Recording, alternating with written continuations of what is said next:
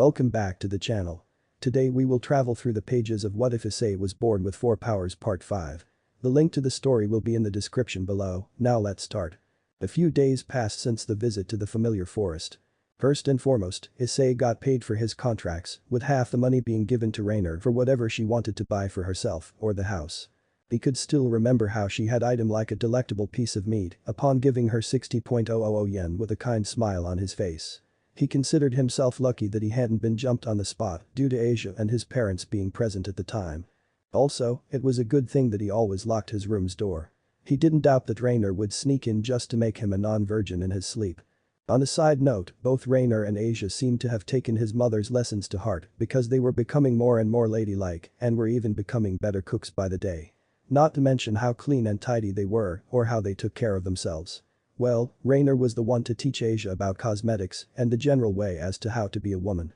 Especially since Asia was at her mid to late teens when girls started noticing boys in another way than just being friendly. Rainer's corruption of cute Asia's innocence worsened day by day. And, to top it off, his mother gave the female fallen angel her approval. His father wasn't that far behind, which honestly didn't help his situation at home in the slightest. Issei blessed his clever mind for still being a virgin, ignoring Zangetsu's whining and Drake's disapproval at his actions. After all, despite his inner sadism, the brunette was a hopeless romantic that wanted his first time to be with a person he loved. Anyway.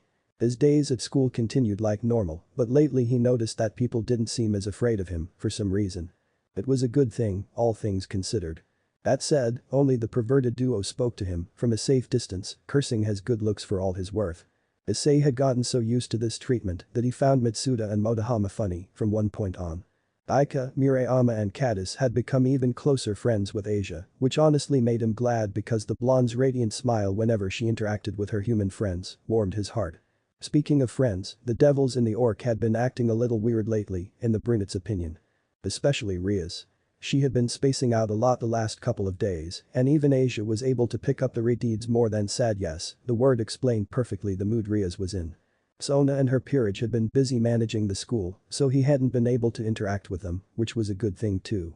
Even as he knew that he would have to talk to Sona at some point, it felt like it wasn't the right time. As for the rest of Ria's peerage, they seemed a little stiff and more closed off than usual. Unfortunately, this included Kiba, who Issei deemed the only person in the orc, other than Asia, of course, to be trusted. And it seemed that the feeling wasn't completely mutual, since the blonde knight wasn't willing to entrust him what was going on. Fortunately, however, due to his meetings with Azazel, Issei guessed that it had something to do with the redeed's betrothal. And the brunette noticed that, along with the sadness she felt over the matter, Ria's was getting desperate and it seemed that she was one step away from doing something rash and completely reckless. So, seeing that the rest of the peerage were, at the very least, unwilling or unable to help with the situation, Issei decided to take matters in his own two hands. Upon entering the orc, nobody greeted Issei and Asia. Something that the blonde took harshly, if her sad expression was anything to go by as she sat on the couch. In fact, Issei noticed that Ria's was even more out of it than usual, not even paying attention to Akeno's worried whispers about her state and the fact that the brunette and Asia had entered the room. Kiba wasn't even smiling as he sat opposite of Asia while reading his book seemingly with a single-minded focus. Kaneko was the same about her sweets, albeit with less vigor than usual. Issei narrowed his eyes as he looked at the redeed, who was spacing out at the open window with her arms crossed loosely under her chest.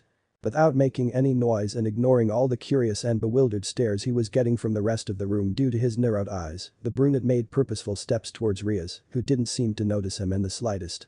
When he stopped at an arm's length from the redeed, the whole room tensed. Especially Akeno, who was right behind her king.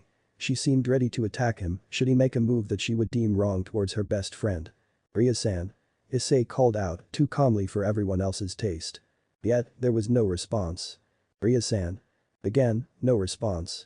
She was still spacing out. Ria-san. When his third call wasn't answered, the tension in the room was so thick that a knife wouldn't be able to cut through it like butter. Ai-san, please, calm down, Asia stuttered through her words of worry. He didn't. Instead, in a move so fast that Akeno's lightning couldn't reach and speed slap, Issei lightly slapped Ria's left cheek with just enough strength to snap her out of whatever her state was, shocking the rest of the room in the process. If he had paid attention to them, he would have laughed at their utterly gobsmacked expressions, Kaneko included. Also, if he hadn't had a goal in mind, he would have found Ria's startled yelp quite cute. Did that work, or do you need some more? Even when it should have been a question, Issei's eerily calm voice didn't make it seem like one. Riaz blinked twice as she raised her left, trembling hand to touch her stinging cheek as she stared at the brunette in surprise. Ice. Instead of calming down, Issei's eyes narrowed even more, bewildering Riaz and the others. Me and Asia-chan have been here for the last 5 minutes, Riaz-san. He said in the same tone as before, making the tension even thicker. I didn't notice. Riaz trailed off in bewilderment. Of course, you didn't. You've been probably spacing out even before we got here. Not to mention the last few days. Issei didn't care that he was glared at for his accusation, nor about the Redeed's regretful expression at his words. Undeterred, he continued. Whatever it is that upsets you seems to be more important than your peerage. Ria's eyes narrowed dangerously, as did the rest of the peerages, apart from Asia who seemed too scared to do anything. Take that back, Ice. She demanded through gritted teeth as her aura started to manifest in an ominous way. He didn't.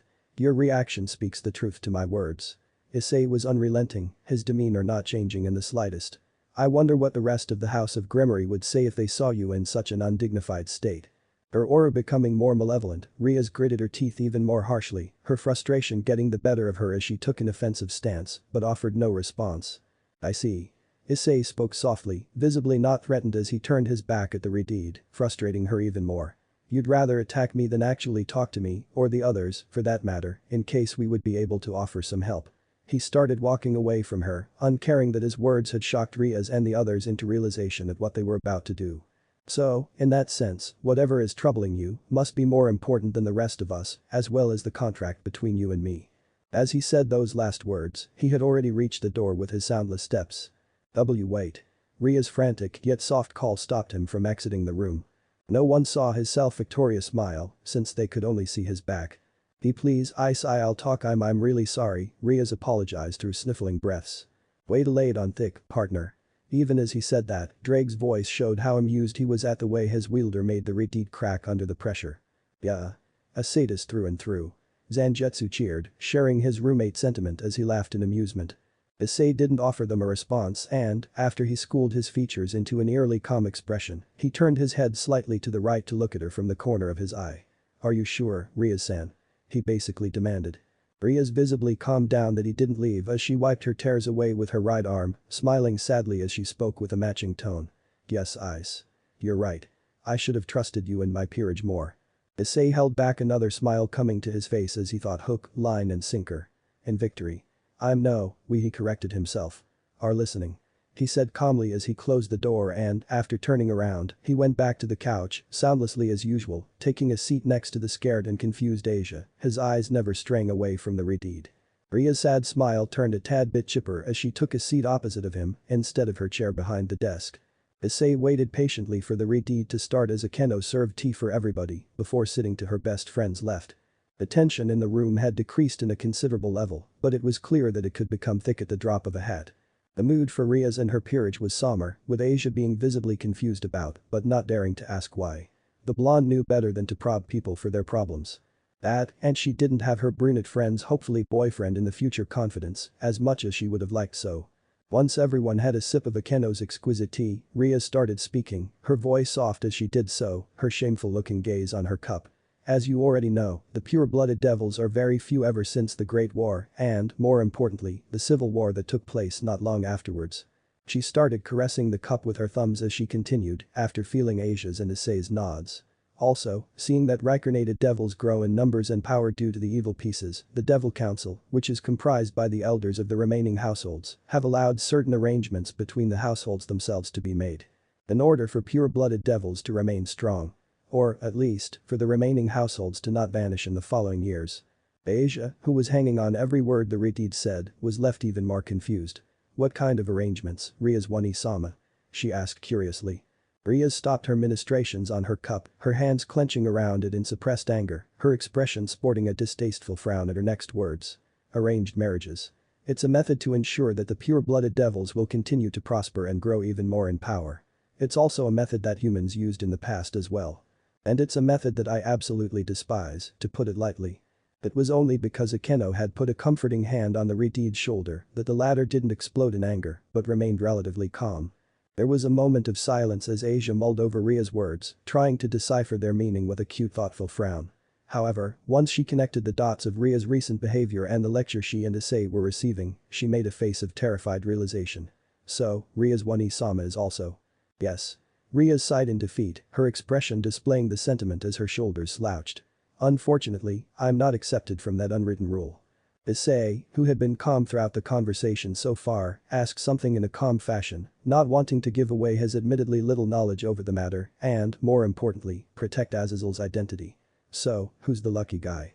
Issei. That's mean. Asia admonished him with a cute glare, believing that she was defending the redeed. While Akeno, Kaneko and even Kiba sent him angry glares, Ria's wasn't offended by his words. Instead, her own angry expression as she looked at him didn't seem to be directed at the brunette rather than somebody else. His name is Razor Phoenix, the third son and next heir of the Phoenix household. Ria's revealed coldly. Issei remained calm as he spoke. This Razor Phoenix must be a really bad person to make you this angry. He said airily. Ria's actually scoffed disdainfully as she described her betrothed's personality with her arms firmly crossed over her impressive chest. He's a disgusting pig and an arrogant womanizer. His peerage is comprised solely by women that he sees as trophies as they are his harem. The sole reason he agrees to this marriage is because I'm a grimoire with the power of destruction and because, as fate has it, I'm a sibling to one of the four Mao. A revelation earned a shocked gasp from Asia. Ria's one-sama is related to a Mao. Yes. Ria sighed in barely restrained frustration. And Razor wants to use that fact to rise in power and influence in the underworld. Thus making me a trophy to show around instead of a respectable person. She added, her disgust being palpable for all to hear and see. Issei narrowed his eyes, clearly wanting to say something, but didn't do so. He wanted to see where the redeed was going with her ranting before he said anything else. Ria's took a calming breath as Akeno rubbed her back in a comforting yet supportive fashion before she spoke again as her expression turned sad. Subconsciously, her crossed arms went under her chest and made an attempt to hug herself, as if this motion would provide her more comfort. I don't want something like that. I don't want someone like Razor to control me and my cute servants. I don't want to be showed around as a trophy. I don't want to be known as Ria's from the House of Grimoire, sibling to Serzich's Lucifer, who took the title because he's the most powerful devil with better control at the power of destruction than myself. I want to be known as Ria's Grimoire. Just like the students in the academy call me. I want to be recognized as myself, not because I'm a devil, but because of what me and my cute servants accomplished by ourselves. Pausing to sip from her tea, the redeed continued in the same sad tone. Don't get me wrong, though. I'm proud to be a devil and, more importantly, I'm proud to be a grimoire, a household that treats its servants like family. She raised her head, sad blue eyes meeting calm dark green ones. I just want to be more independent. And, as childish and selfish as it sounds, I want to marry someone that I will love with all my heart and be loved by them as well. Not someone that my parents or anyone else will throw my way just for the better future of the devils. Having finished her rant, Ria's returned her gaze on her cup, looking at it in shame, as if knowing that she was being unreasonable to her own words the entire time. Asia and the rest of the redeed's peerage looked at Ria's in a mixture of pity and empathy, while Issei's calm demeanor didn't change in the slightest as he looked at her. You know, Issei broke the brief silence that had fallen over the orc with his calm voice. All I see in front of me is a spoiled little girl that's crying over her parents not buying her a toy she liked from a store. He ignored everyone's surprised gasps and, immediately after, furious glares as he continued, looking at the redeed's surprised blue eyes, who was the only one that wasn't offended by his words. That said, I agree that arranged marriages are a thing of the past. I dislike them as much as you do. I'm sure even my own parents dislike them. Especially if one party is someone like your fiancé, no matter if it's a man or a woman. At that, everyone calmed down considerably. Even Asia was ready to admonish him if he hadn't said the last part. Ignoring everything around him and focusing on the now confused Rias, whose sentiment was shared by the rest of her peerage, Issei spoke again. As for your other ambition, for all your sharp and clever mind, I can't believe how utterly stupid you are. It was only due to the way he made it seem like there was something obvious in his words that no one attacked him in some way or another, but, instead, left them more confused. Which amplified to factor of 5 when he smirked knowingly as his eyes seemed to pierce through Ria's soul, as he leaned back on the couch to get more comfortable and lazily crossed his arms against his chest. Seeing her completely dumbfounded made Issei want to laugh in amusement but held himself back. There are people who see you in the way you wish to be seen, and, yet, you only pay attention to others. And I'm not talking about the students here in the academy, of course. He said calmly, knowing that the redeed would figure out the meaning behind his words. Her shocked eyes turned slowly left and right, only to see her softly smiling peerage, Asia and Kaneko included, looking back at her encouragingly. Issei was the last one she looked at, but her gaze caught a visage of Sona standing right behind him, looking at her with an eerily similar knowing smirk as the brunette. Then, she leaned forward, her tearful expression, along with her soft yet proud smile being hidden behind her luscious crimson hair. "I'm an idiot, aren't I?" she muttered softly in realization, easily heard by everyone. She didn't see it, but the smiles, or smirk in Issei's case, of everyone around her widened considerably. "No Riaz." Issei answered her unnecessarily, his smirk widening even more at the deliberate way he called her by her name. "You're just overthinking things, instead of talking to those that care about you." His words managed to raise her head, and, while everyone else were about to fuss over her tears, Issei was glad to see relief and pure happiness in Ria's eyes, as well as that it seemed like a huge weight had been lifted off her shoulders. She was the only one that didn't miss the way he called her. He hid his amusement at the next thought he had, not wanting the good mood to be ruined, yet, as he thought about the next course of action. "Let's see how will she react when I suggest the idea of a rating game between us and Riser Phoenix's peerage."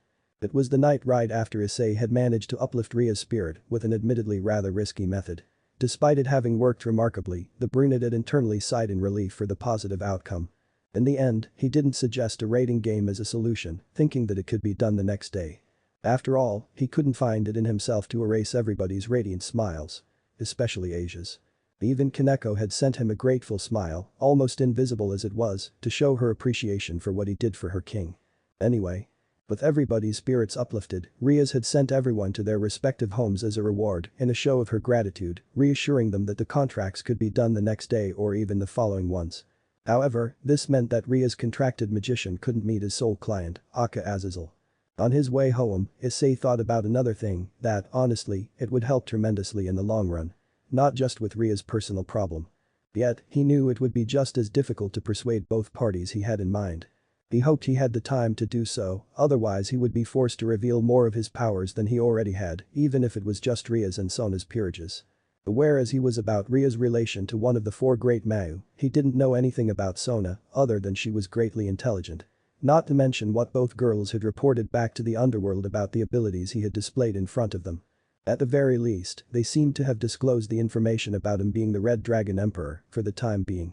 As he lied on his bed, staring at the plain white ceiling, which he still didn't know what to decorate it with, the brunette pondered on how to approach a sensitive issue regarding one of his housemates and a certain redeed. Issei didn't get to ponder for long, however, since one of his abilities alerted him of somebody coming to his room. And not by knocking. He sat up on his bed, clad only in his boxers, looking curiously at his room's floor, where there was a gap in between his furniture, wondering who was intruding in his personal space. His answer came when a familiar crimson transportation circle appeared at the spot he was staring at, making him confused as to why one of the two people from his earlier thoughts, who had dismissed him earlier than usual, was entering his room at this time. The crimson circle glowed briefly, lighting the dark room in its glow, before Ria's Gremory appeared from it, clad in her school uniform, as was the usual. When she opened her eyes, she noticed that the person she came for was staring right back at her in genuine confusion, with his head tilted slightly to the left. Cute. She thought to herself. "Hello, again, Ice." She greeted him with a whisper, not wanting to disturb the other residents of the house, with her kind smile somehow illuminating her face in the darkness of the room. "Riaz? What are you doing here?"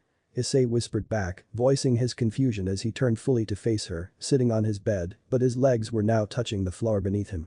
Iridine noticed, with a brief glance, his almost naked state and fought down a creeping blush at his well-sculptured body. "I forgot to thank you properly back at the clubroom for what you did for me." She answered honestly, trying to focus looking only at his dark green eyes, her kind smile widening at her own words. "Aka?" Issei scoffed playfully. "You didn't need to do that in the first place, Riaz. Even then, you could have done it tomorrow." He added with a kind smile of his own, leaning forward so that his elbows were on his knees. Riaz giggled lightly behind her right hand, finding his words endearing. Then, she elegantly closed the small gap between them with her steps and took a seat on his bed, right beside him to his right. All the while both looked at each other's eyes, a soft expression on their faces. "Thank you, Ice."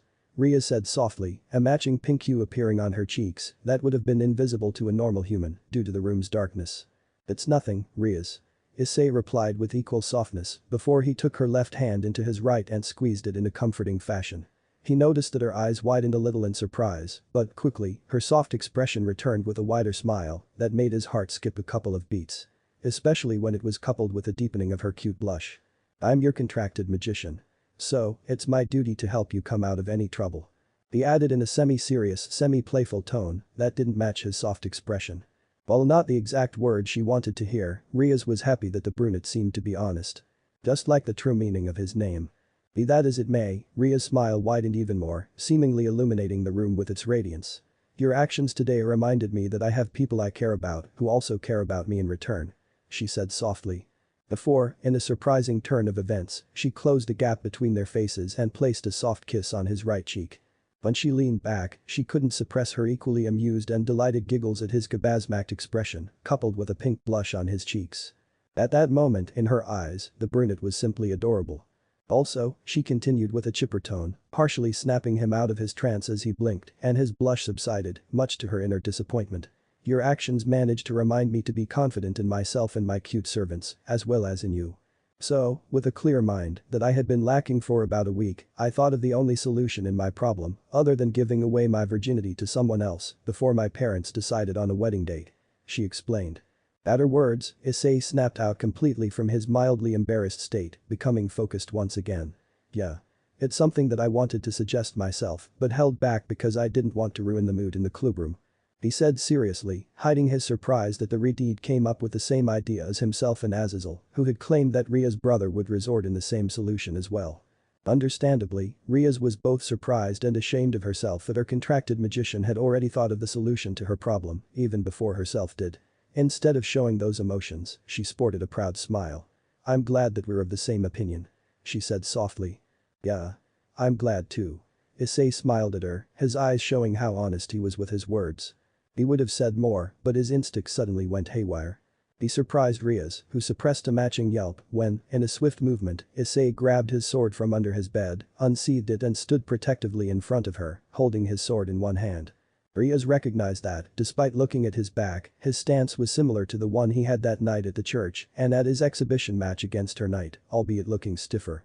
On a side note, she found it miraculous that his swift movements made no sound whatsoever, apart from the sword's unsheathing, which was barely audible in the first place. Before the Redeed could question him what had him so worked up so suddenly, she sensed a familiar presence coming the same way she did. Peeking from his left, she saw her family's crest appearing in the same spot where she had appeared earlier. With an exasperated sigh, knowing the person that appeared from the Gremory transportation circle, she stood up and stepped to his left side, placing a reassuring hand on his shoulder to calm him down. It's okay, Ice. I know this person. She reassured him softly. Issei relaxed his posture, but was still on guard about the new, unexpected arrival. If Riaz was stunning, then, the woman that appeared from the transportation circle put the very definition of beauty to shame, despite her seemingly cold and professional expression, and looked as if she was in her mid to late 20s, her mature visage making her look more endearing. She was dressed in a French maid's outfit, but her unbelievably beautiful, voluptuous figure was easily distinguishable. Her long, silver hair reached her thighs, with two elegantly made braids on either side on her front, while her forehead was bare, due to the hairband she wore. Her silvery eyes were sharp, matching her cold and professional demeanor. Lastly, her delicious-looking lips were of a deep red color, which Issei easily deducted being done from a lipstick. All in all, despite her beauty and choice of clothes, even if the latter was because of her supposed occupation, the maid was as unbelievably stunning as the brunette deemed her dangerous. Good evening, Riaz Oju-sama. The woman greeted formally with a bow, putting the surprise she felt about the young man's hostile demeanor and the fact he wielded a sword to the back of her mind. Not to mention the state of his undress. Riaz noted that the maid didn't greet her contracted magician, even when the woman had intruded in the brunette's house uninvited, but didn't comment on it, since her brunette companion didn't seem offended. Hello Grafia. She greeted formally as well. The now introduced Grafia raised her head and straightened her posture, her delicate hands crossed in front of her waist. She was internally glad that the Redeed didn't seem to have done anything reckless in order to get a way out of her marriage, despite the young man's state of undress. After all, her husband had a last resort in mind, which would hopefully put an end to this farce of an arranged marriage. That said, Grafia was curious about the brunette young man with whom she locked gazes. And who might you be, young man?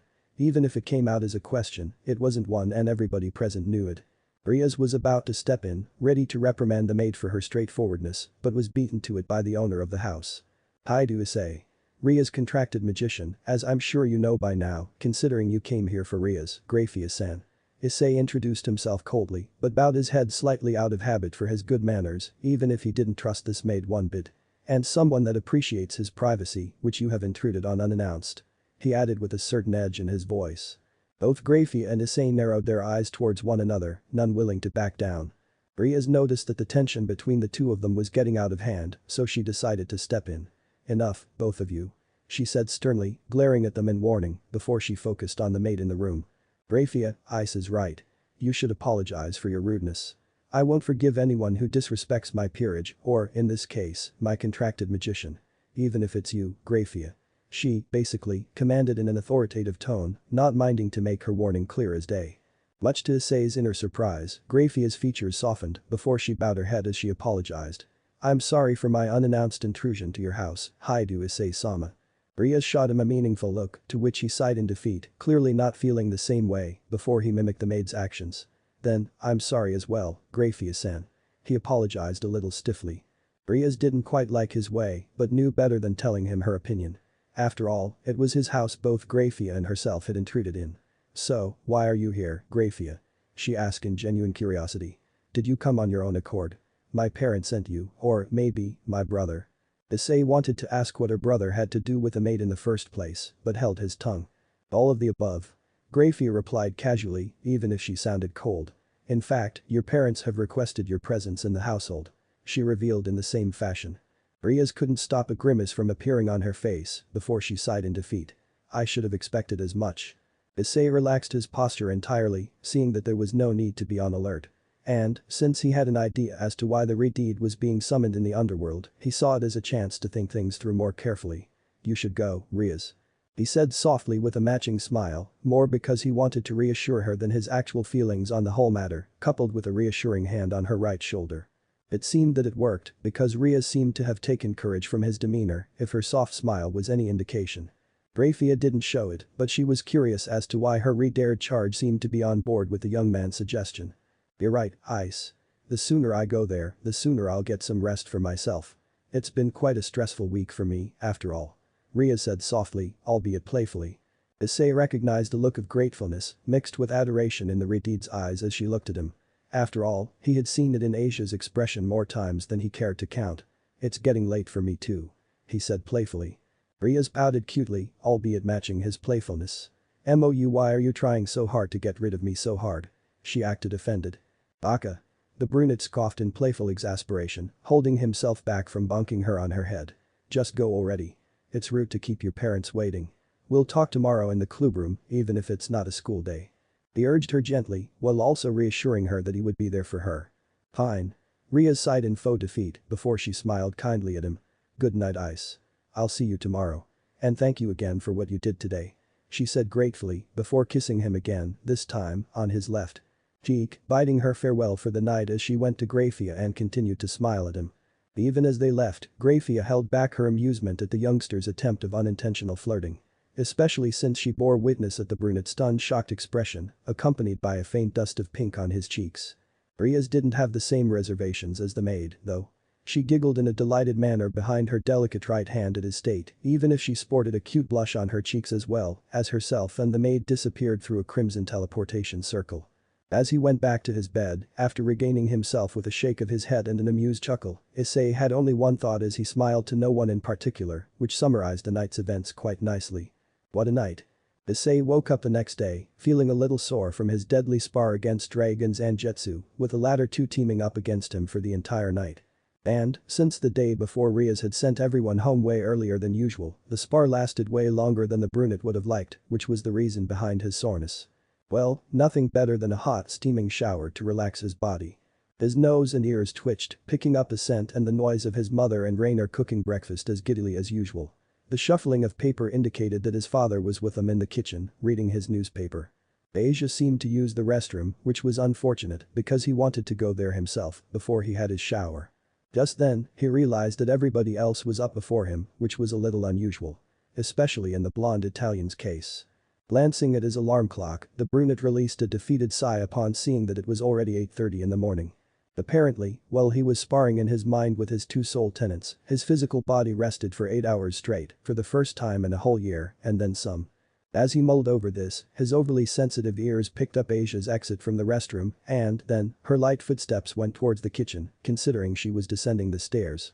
He picked up a pair of clean boxers and black shorts and, with practiced ease, he, soundlessly as ever, exited his bedroom, closed the door behind him before he entered the restroom. As he did his morning business there, his ears picked up Asia's cutely embarrassed yet determined declaration to reach Rainer's level of cooking in order to gain his attention and hopefully get a special place in his heart. Contrary to what he had expected, Rainer accepted the challenge, openly declaring that she wouldn't mind losing against the blonde. According to the female fallen angel's words, as long as she was considered a member of the Haidu family, she wouldn't mind being the last girl he would pay attention to. Issei didn't know how to feel about that fact. Or, more accurately, he didn't expect such devotion from Rainer, which made him feel a little fuzzy on the inside. Just like when he was alone with Asia, which, fortunately or not, was rare these days. Not to mention Ria's and, to a lesser degree, Sona and Akeno.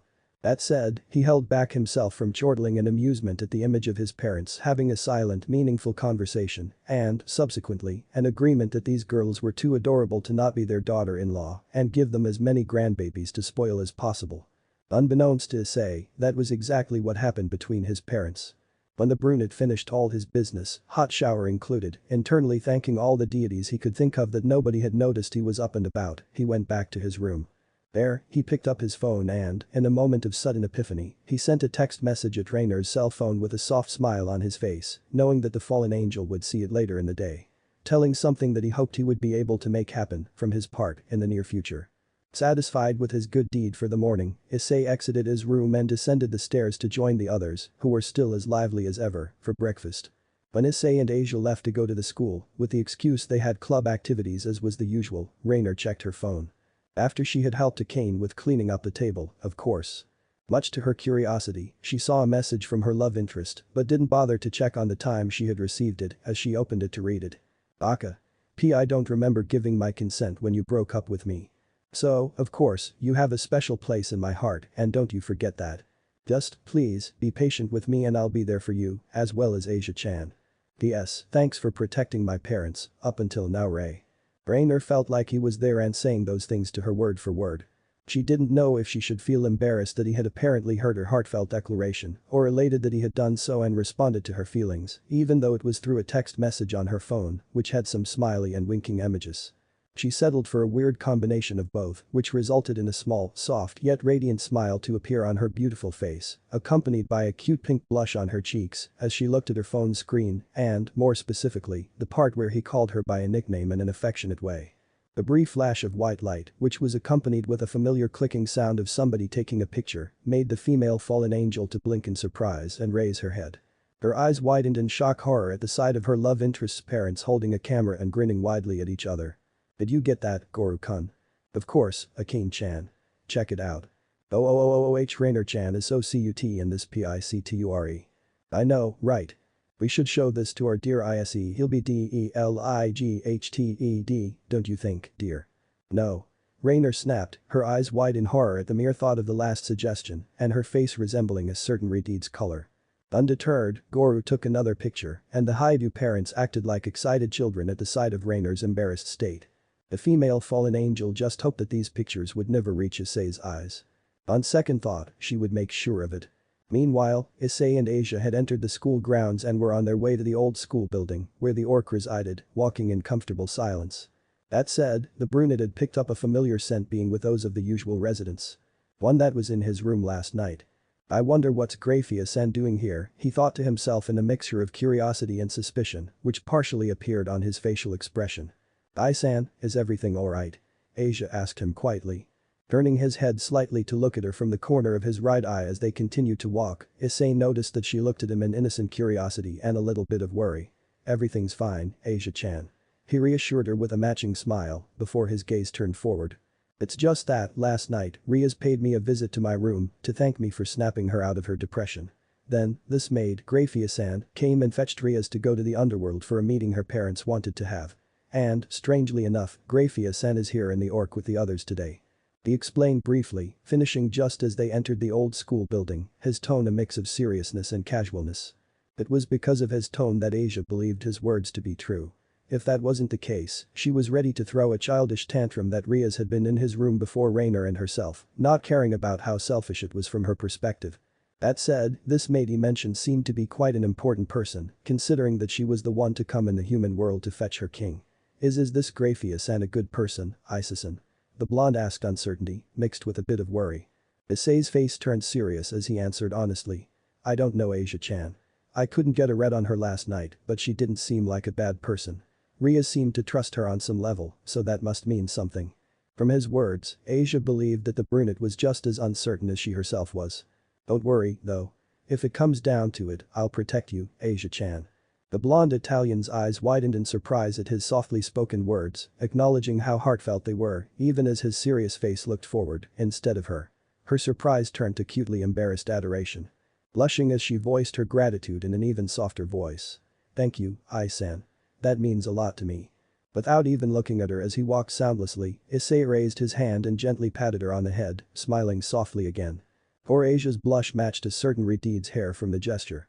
Just as the duo reached the door, the brunette said one last thing as he knocked the door lightly 3 times, speaking softly, yet affectionately, which sounded like a whisper, albeit it was something coming straight from his heart.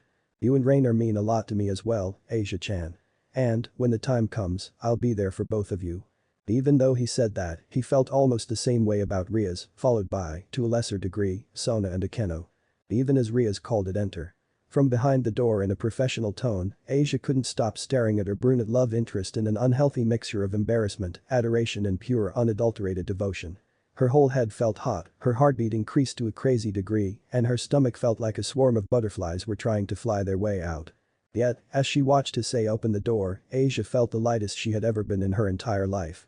After all, his words sounded so close to a confession that Asia couldn't help but feel that way. Unbeknownst to the both of them, Rainer had felt the same thing when she had read Issei's text message just a bit earlier. Asia was internally grateful that Issei stepped inside first, for a couple of reasons. 1, he hadn't looked at her and, therefore, he never noticed the state he had put her in, which she was greatly relieved for. 2, those invaluable 2 seconds were enough to bring her back to reality. So, this is what it feels like to be in love. She thought to herself in realization as she followed the brunette inside, not being able to wear anything else than a radiant smile on her face. Riaz didn't know why, but her instinct told her she was left behind from something. The feeling grew when she saw the look her blonde bishop had on her face as she stepped beside her contracted magician. With practiced ease, the Redeed put the feeling to the back of her mind, her outer demeanor being a welcoming one as she smiled kindly at the two. Welcome, Asia-chan, Ice. She felt giddy on the inside when the brunette returned her smile with a matching one. So much so that she almost missed Asia's cheerful good morning, Riaz Wani-sama, everyone. Again, Riaz didn't know why, but she felt like pouting childishly at the smiling brunette. Instead, she allowed her smile to widen, focusing on her bishop's high spirits, which infected her in a good way. Apart from Grafia, who had taken Akeno's place and stood behind Riaz and to her left, with Akeno standing a little away and to the right, everyone exchanged their greetings.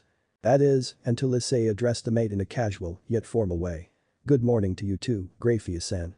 He bowed his head lightly from his seat on the couch. Nice to see you again. The maid greeted him in kind, albeit her voice was as cold as last night in his room.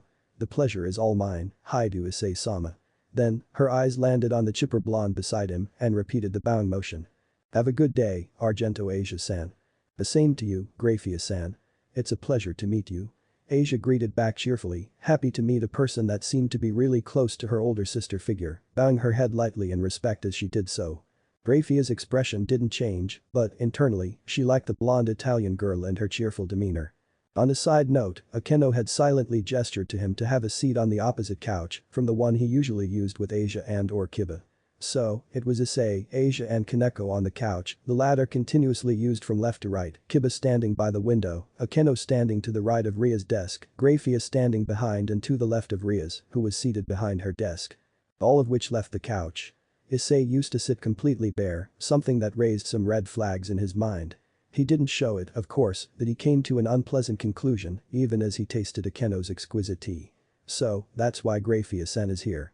Razor Phoenix is most likely coming here to meet with Riaz. If the brunette had paid attention to anyone else but Riaz and the tea he had been served by Akeno, he would have seen the curious glances the aforementioned Redeed's peerage, apart from Asia, sent at Riaz and Grafia. Grafia-san, how do you know Ice-kun in person?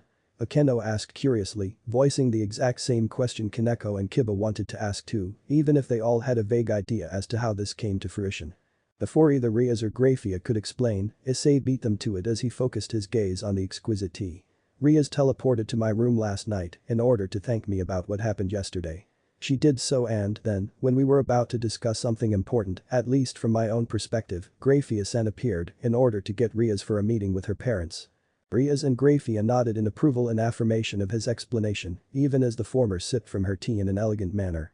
While the rest nodded in understanding, if a bit surprised, Riaz was glad that her contracted magician's words weren't spoken in a way to start a misunderstanding that Akeno would have been more than eager to exploit and endlessly tease her about when her queen would find the time. That said, apart from Issei himself, everybody else was curious about the important thing he mentioned he wanted to discuss with the red-headed king of the Gremory peerage.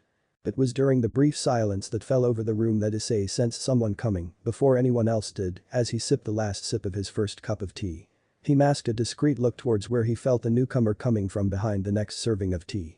An orange magic circle appeared where Issei was discreetly looking at, gaining everyone's attention, before, in a burst of matching colored flames, a pompously refreshed, yet overly grandiose "It's been a while since Razor has set foot in the human world," was heard through those flames. When the announcement was made, the flames died down, revealing a tall, arrogantly smirking, yet devilishly handsome young man who looked like he was in his early 20s. His short blonde hair was slightly spiky and pointed backwards, and his eyes were of a dark blue color. He wore a burgundy blazer with gold embroidery on the right, with matching pants and black dress shoes. The white dress shirt that he wore under his open blazer wasn't fully buttoned, giving a slight view of his slightly toned chest. Inwardly, even as Grafia was the only one to properly greet the man, Issei believed that Riaz had undermined Razor's arrogance. The guy is so full of himself that he refers to himself in third person. He thought in an equal mixture of awe, disbelief and disgust, watching from the corner of his eye as Ria's expression surpassed Grafia in coldness as the Redeed locked gazes with the person he just thought about.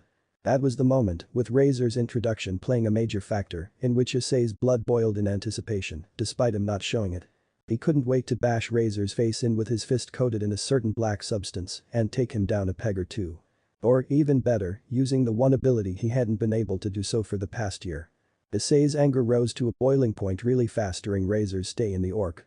The blonde pure-blooded devil did everything he could to assert his ownership over Riaz.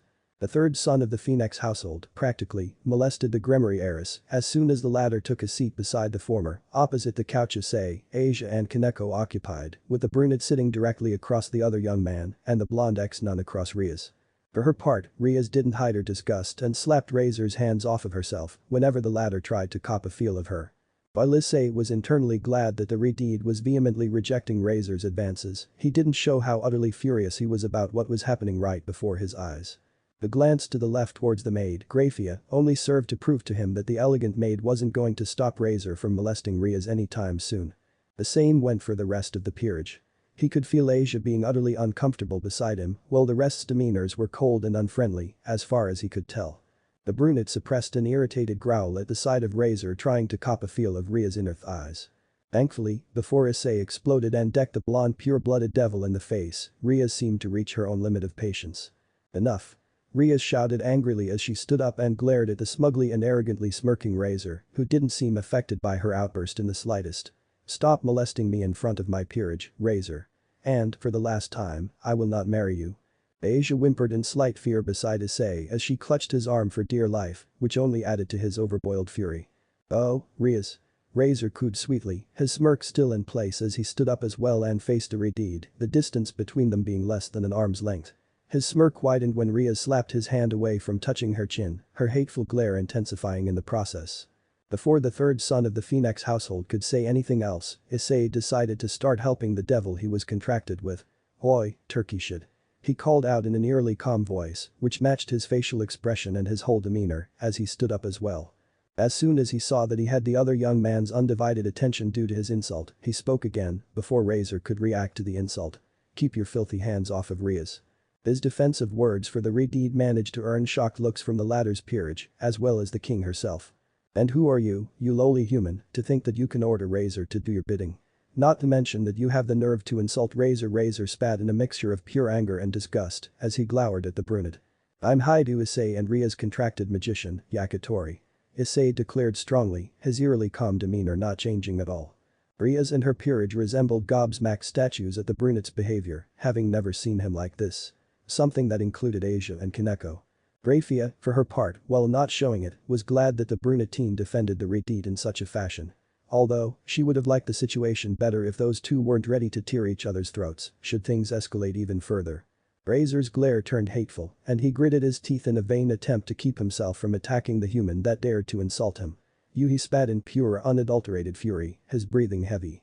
Razor is going to destroy you. As he finished his emphasized point, an orangish aura appeared around his body and the heat in the room rose very quickly. Issei didn't seem the least intimidated, if the lack of demeanor changing was any indication, which only added to Razor's fury. The last sentence was enough to bring Ria's back to reality, albeit she became very angry at the blonde devil's declaration. You will do no such thing, Razor. I won't let you touch a hair from my contracted magician. Her own aura appeared around her, clashing with Razor's, as her angry voice held an overprotective and possessive tone. My Issei is way better of a man than you will ever be. The Redeed's word snapped Razor's attention away from the brunette and it went towards Ria's. His smug and arrogant smirk was back, but his own aura intensified, seemingly pushing the Redeed's back with some ease. Oh, is that so? He cooed, before his smirk widened, brimming with malicious intent. Then, when Razor marries you, this he pointed at the brunette. Lowly human will be nothing more than a rag for Razor's entire household until Razor gets bored and throws him away as garbage food for the Phoenix household's pets to feed from. It was as much of a statement as it was a promise to everyone present, mostly to himself. Ria's couldn't seem more hateful at those words, as her aura reached the peak of its limit. Her hatred for Razor had reached a new height. Apart from Asia, who was whimpering in fear behind the still eerily calm Issei, the rest of the peerage took subtle offensive stances. Grafia knew that things were escalating quickly and, if she didn't intervene, the orc would become a battlefield in just a few moments. Enough. She said coldly, albeit strongly, her own silver-ish aura appearing around her, dropping the room's temperature dramatically. It was obvious that the maid wasn't even trying, which meant one thing in Issei's mind. I was right. Her beauty matches how dangerous and powerful Grafia-san really is. He thought a little grimly. Well, powerful, indeed, the devil maid is nowhere near you in terms of power, partner. Drake responded mentally, sounding certain at his own words, his tone somewhat apathetic. Zangetsu didn't say anything. Though, Issei could tell that the sword spirit was getting excited at the prospect of fighting someone of the maid's caliber. Not even a couple of seconds passed throughout all this. Razor and Ria's turned off their auras, as if Grafia had pushed a switch on them, with the latter lessening the output of her own aura. My master has ordered me to use force, in case something like what happened earlier. Grafia's cold tone turned even colder as her eyes narrowed a fraction. So, I would advise everyone to calm down. Ria's glare at Razor didn't falter, but her posture softened visibly. Her peerage calmed down considerably as well. Even Asia stopped whimpering and her breathing pattern returned to normal. Issei's posture and demeanor didn't change in the slightest as he looked at the one he dubbed Yakitori. If the strongest queen says such a foreboding warning, even Razor feels intimidated. The blonde pure-blooded devil said airily as he calmed down as well, his smug and arrogant smirk back in place as he took his seat back on the couch. Issei's sharp mind made a connection, even though he didn't show it as he glanced at the irate maid. So, Grafia-san is probably the queen of Ria's older brother, who has the title of Lucifer. Interesting. He thought in intrigue as he took a seat beside Asia, who immediately latched onto his arm and used it as her life anchor. Ria's didn't show it, but she was jealous that her bishop could be so close to her contracted magician without repercussions. She wanted to be at the former's place, even for just a moment. The heavy silence that had befallen the room was broken by Grafia, who spoke authoritatively and coldly. My master had predicted that this meeting would go south. Understatement of the year in the brunette's humble opinion. So, he has a last resort of a proposition. Seeing that she had the entire room's undivided attention, taking note that a red-haired charge and the brunette magician were the only ones that weren't confused by her words, she spoke again. My master has proposed an unofficial rating game between Ria's Gremory-sama and Razor Phoenix-sama. The outcome of the rating game decides if Ria's Gremory-sama will be free from the marriage contract between the two households or get married to Razor Phoenix-sama. Grafia had just barely finished her explanation before Ria stood up and, with a resolute expression that matched her tone, she spoke confidently as she glared at her fiancé. I accept. Since Ani-sama's proposal gives me a way out of marrying this pig for a devil, then I will take my chances. While her easy acceptance came as a shock to her peerage, at first, they were as determined as their king to win against Razor. Again, Issei's eerily calm demeanor didn't change in the slightest, since he knew that Ria's was going to choose the rating game route, even if her own brother hadn't suggested it in the first place. Also, his assumption was correct as to whose queen the maid was, which made him curious as to how strong the current Lucifer was. Careful, dear fiancé. Razor said airily as he stood up slowly and towered a little over the Redeed, his tone indicating a subtle warning at Riaz to not insult him any further, and his eyes were narrowed a little, his smirk dropping to a small scowl. Razor will not tolerate another insult, even if it comes from his future bride. A small breath later and his demeanor came back to being smug and arrogant. That said, Razor would love to see his fiancée's futile attempts to defeat him. Do not insult my cute servants, Razor. Riaz warned through gritted teeth in anger, having taken the underlying message of his words as an insult. Hellraiser, Riaz, dear. Razor ignored her warning as his smirk widened. Is this the entirety of your peerage? He gestured at the members of the Orc, including Issei, in a taunting manner. Yes. Riaz glowered, knowing why he was so smug at her admission. Fu. Razor laughed mockingly. Then, let Razor introduce you to his own full peerage. He exclaimed smugly, taunting the Redeed even more and enjoying the growling sound she made. He flicked his fingers and, a second later, the same orange flaming circle appeared where he had come from. Once the flames died down, 15 girls were in formation, with a tall, mature, wavy purple-haired woman standing at the forefront, indicating that she was the queen. Apart from her purple cleavage-revealing dress, she held a staff in her right hand. If you want the girls' appearances, Google Razor's peerage and find them. They're too many to describe and, even then, only one of them has significance for the future. Riaz gritted her teeth even more in anger at the sight of the prideful-looking women, who seemed to look down upon her peerage just like their king. Said king went to join his peerage, standing beside the queen, who blushed a little when Razor held her close to him from her waist. Internally, Issei was begrudgingly impressed. All the girls from Razor's peerage were various degrees of hot. That said, he spared just a glance at each one of them, taking note of their appearances and their scents. Much to his curiosity, one of them, a blonde with drill-like twin tails and a haughty attitude, fitting for an Oju-sama, had a similar scent to Razor himself. A close relative, perhaps? He wondered silently before he focused his gaze on Razor. Absently, since he chose to tune out most of the room's noise, the brunette heard all of their names. His assumption was correct, since the one that smelt like Razor was named Ravel Phoenix. The same went for when Riaz introduced her own peerage, along with the contracted magician himself, albeit in a calmer tone that clashed violently with her feelings on the entire situation. Interestingly enough, none of the two revealed their peerage's positions. Only Issei was revealed as the Redeed's contracted magician. That way, neither Riaz nor Razor knew about the capabilities of one another's peerage, apart from the king's own abilities. After all, despite the knowledge that Issei was Riaz's contracted magician, it wasn't specified as to what he was specialized in. Razor will give you 10 days to train, starting from tomorrow, dear fiancé. The pure-blooded devil's confident albeit arrogant words made the brunette focus his gaze on the former again. Until then, Razor will bid you farewell. Because, when Razor wins, the wedding will take place at the Phoenix estate immediately afterwards. As soon as he finished his taunt, arrogantly confident in his own words, Razor and his peerage disappeared through an orange flaming circle. That bastard, I'll blow him away, Riaz spat in pure disgust, her hateful gaze was on where the person of her ire stood just a moment ago. Issei wholeheartedly agreed with her words. After everyone, mostly Riaz, took a moment to calm down, they all took their original seats. Beige and Issei on their usual couch, with Kiba and Kaneko on the opposite one. Akeno and Grafia had exchanged positions, with the former having taken a couple of minutes to make a new batch of tea. The tense silence had befallen the room, which originated by the Redeed. Issei and Grafia were the only ones that were truly calm and collected. And, since the atmosphere didn't seem to get any better soon, Issei decided to talk about that thought of his. Riaz. He called out as he placed his cup on the coffee table. At her vaguely acknowledging hum, he spoke again. If I convinced Raynor to join your peerage, would you accept her? He voiced his request, managing to still the air in the Orc. Even Kaneko and Grafia widened their eyes in shock at his suggestion. What? Riaz asked quietly, still in disbelief at what she heard. We will need all the help we can get in the upcoming raiding game, not to mention the ones in the future. Also, it will be a good experience for both parties. That said, even if you decline, I would like her to train with us regardless. Because, frankly, she's too weak to protect my parents in her state. Should someone of your caliber attack my home in my absence, both my parents and Raynor don't stand a chance. Issei elaborated thoroughly, hiding the fact that Zangetsu could materialize and do what Raynor cannot in such a case. That said, the brunette wanted to have Zangetsu's sealed form on himself in his supernatural activities. Something that would leave the female fallen angel and his parents completely vulnerable.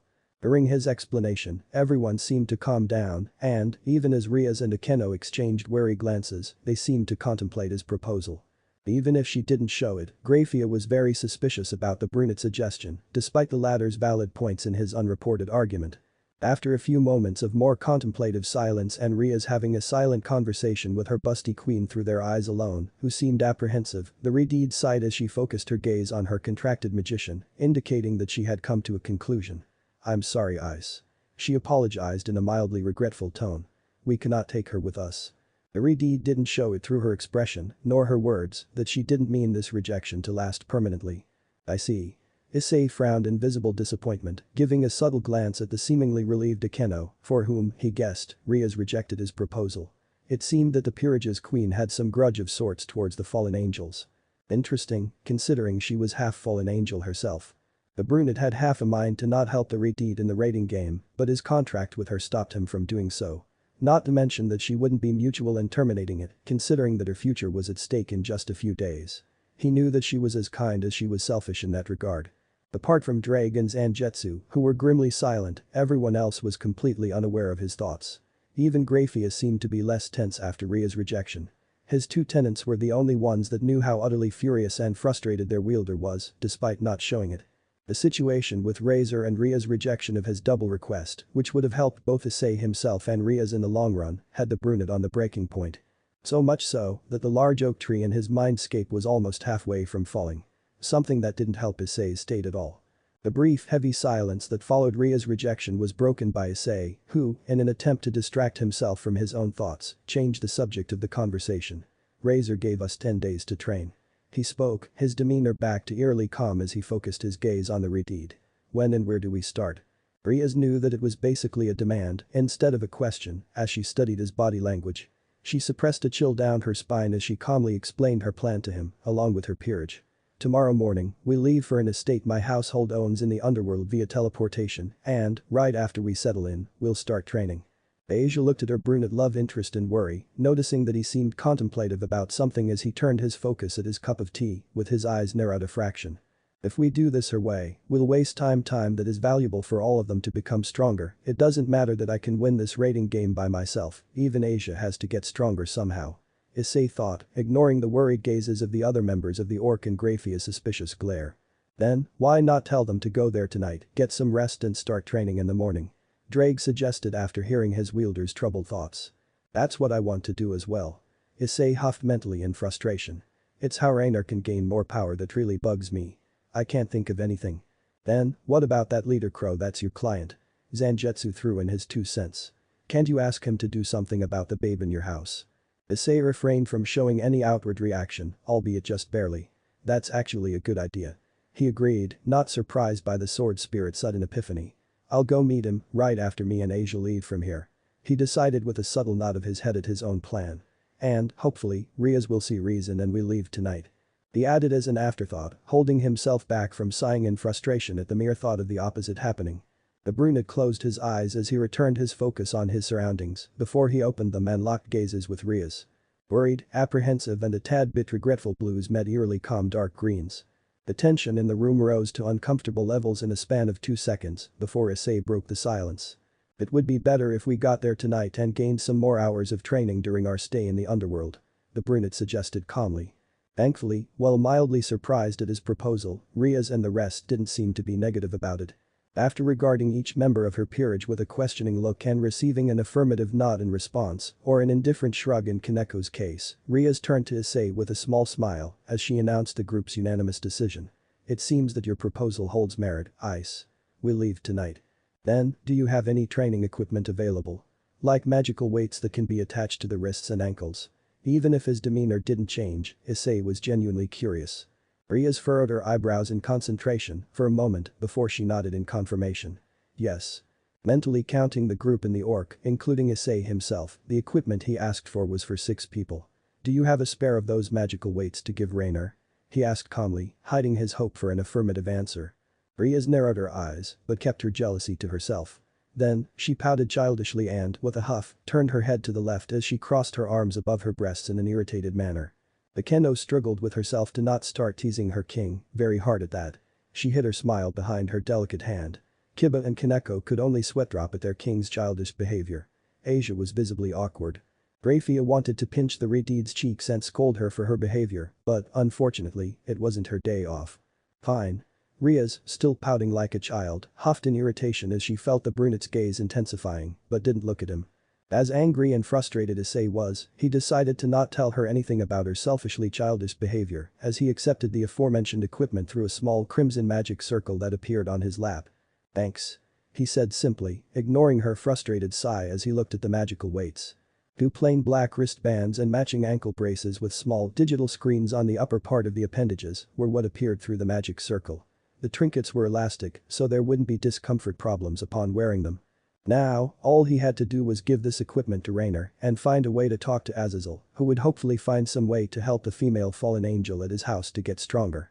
On a side note, Issei would ask the de facto leader of the fallen angels, since Azazel was a scientist, how this equipment worked. Which meant that the brunette would have to meet his client before he went to his home to give the elastic bands to Rainer and pack anything necessary.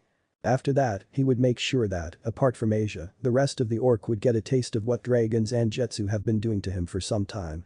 For some reason, Riaz and her peerage felt a sense of foreboding and an uncontrollable chill ran down their spines. Grafia was left none the wiser throughout it all. Azazel hummed in thought as he inspected the black elastic bands that Issei gave him just a few moments ago to see how they worked. The brunette and the leader of the fallen angels were the only ones at the latter's house, occupying the same couch in the living room. Asia was told to go home alone to start packing and, since she was a girl, to have Rainer's help, to which she agreed, albeit reluctantly.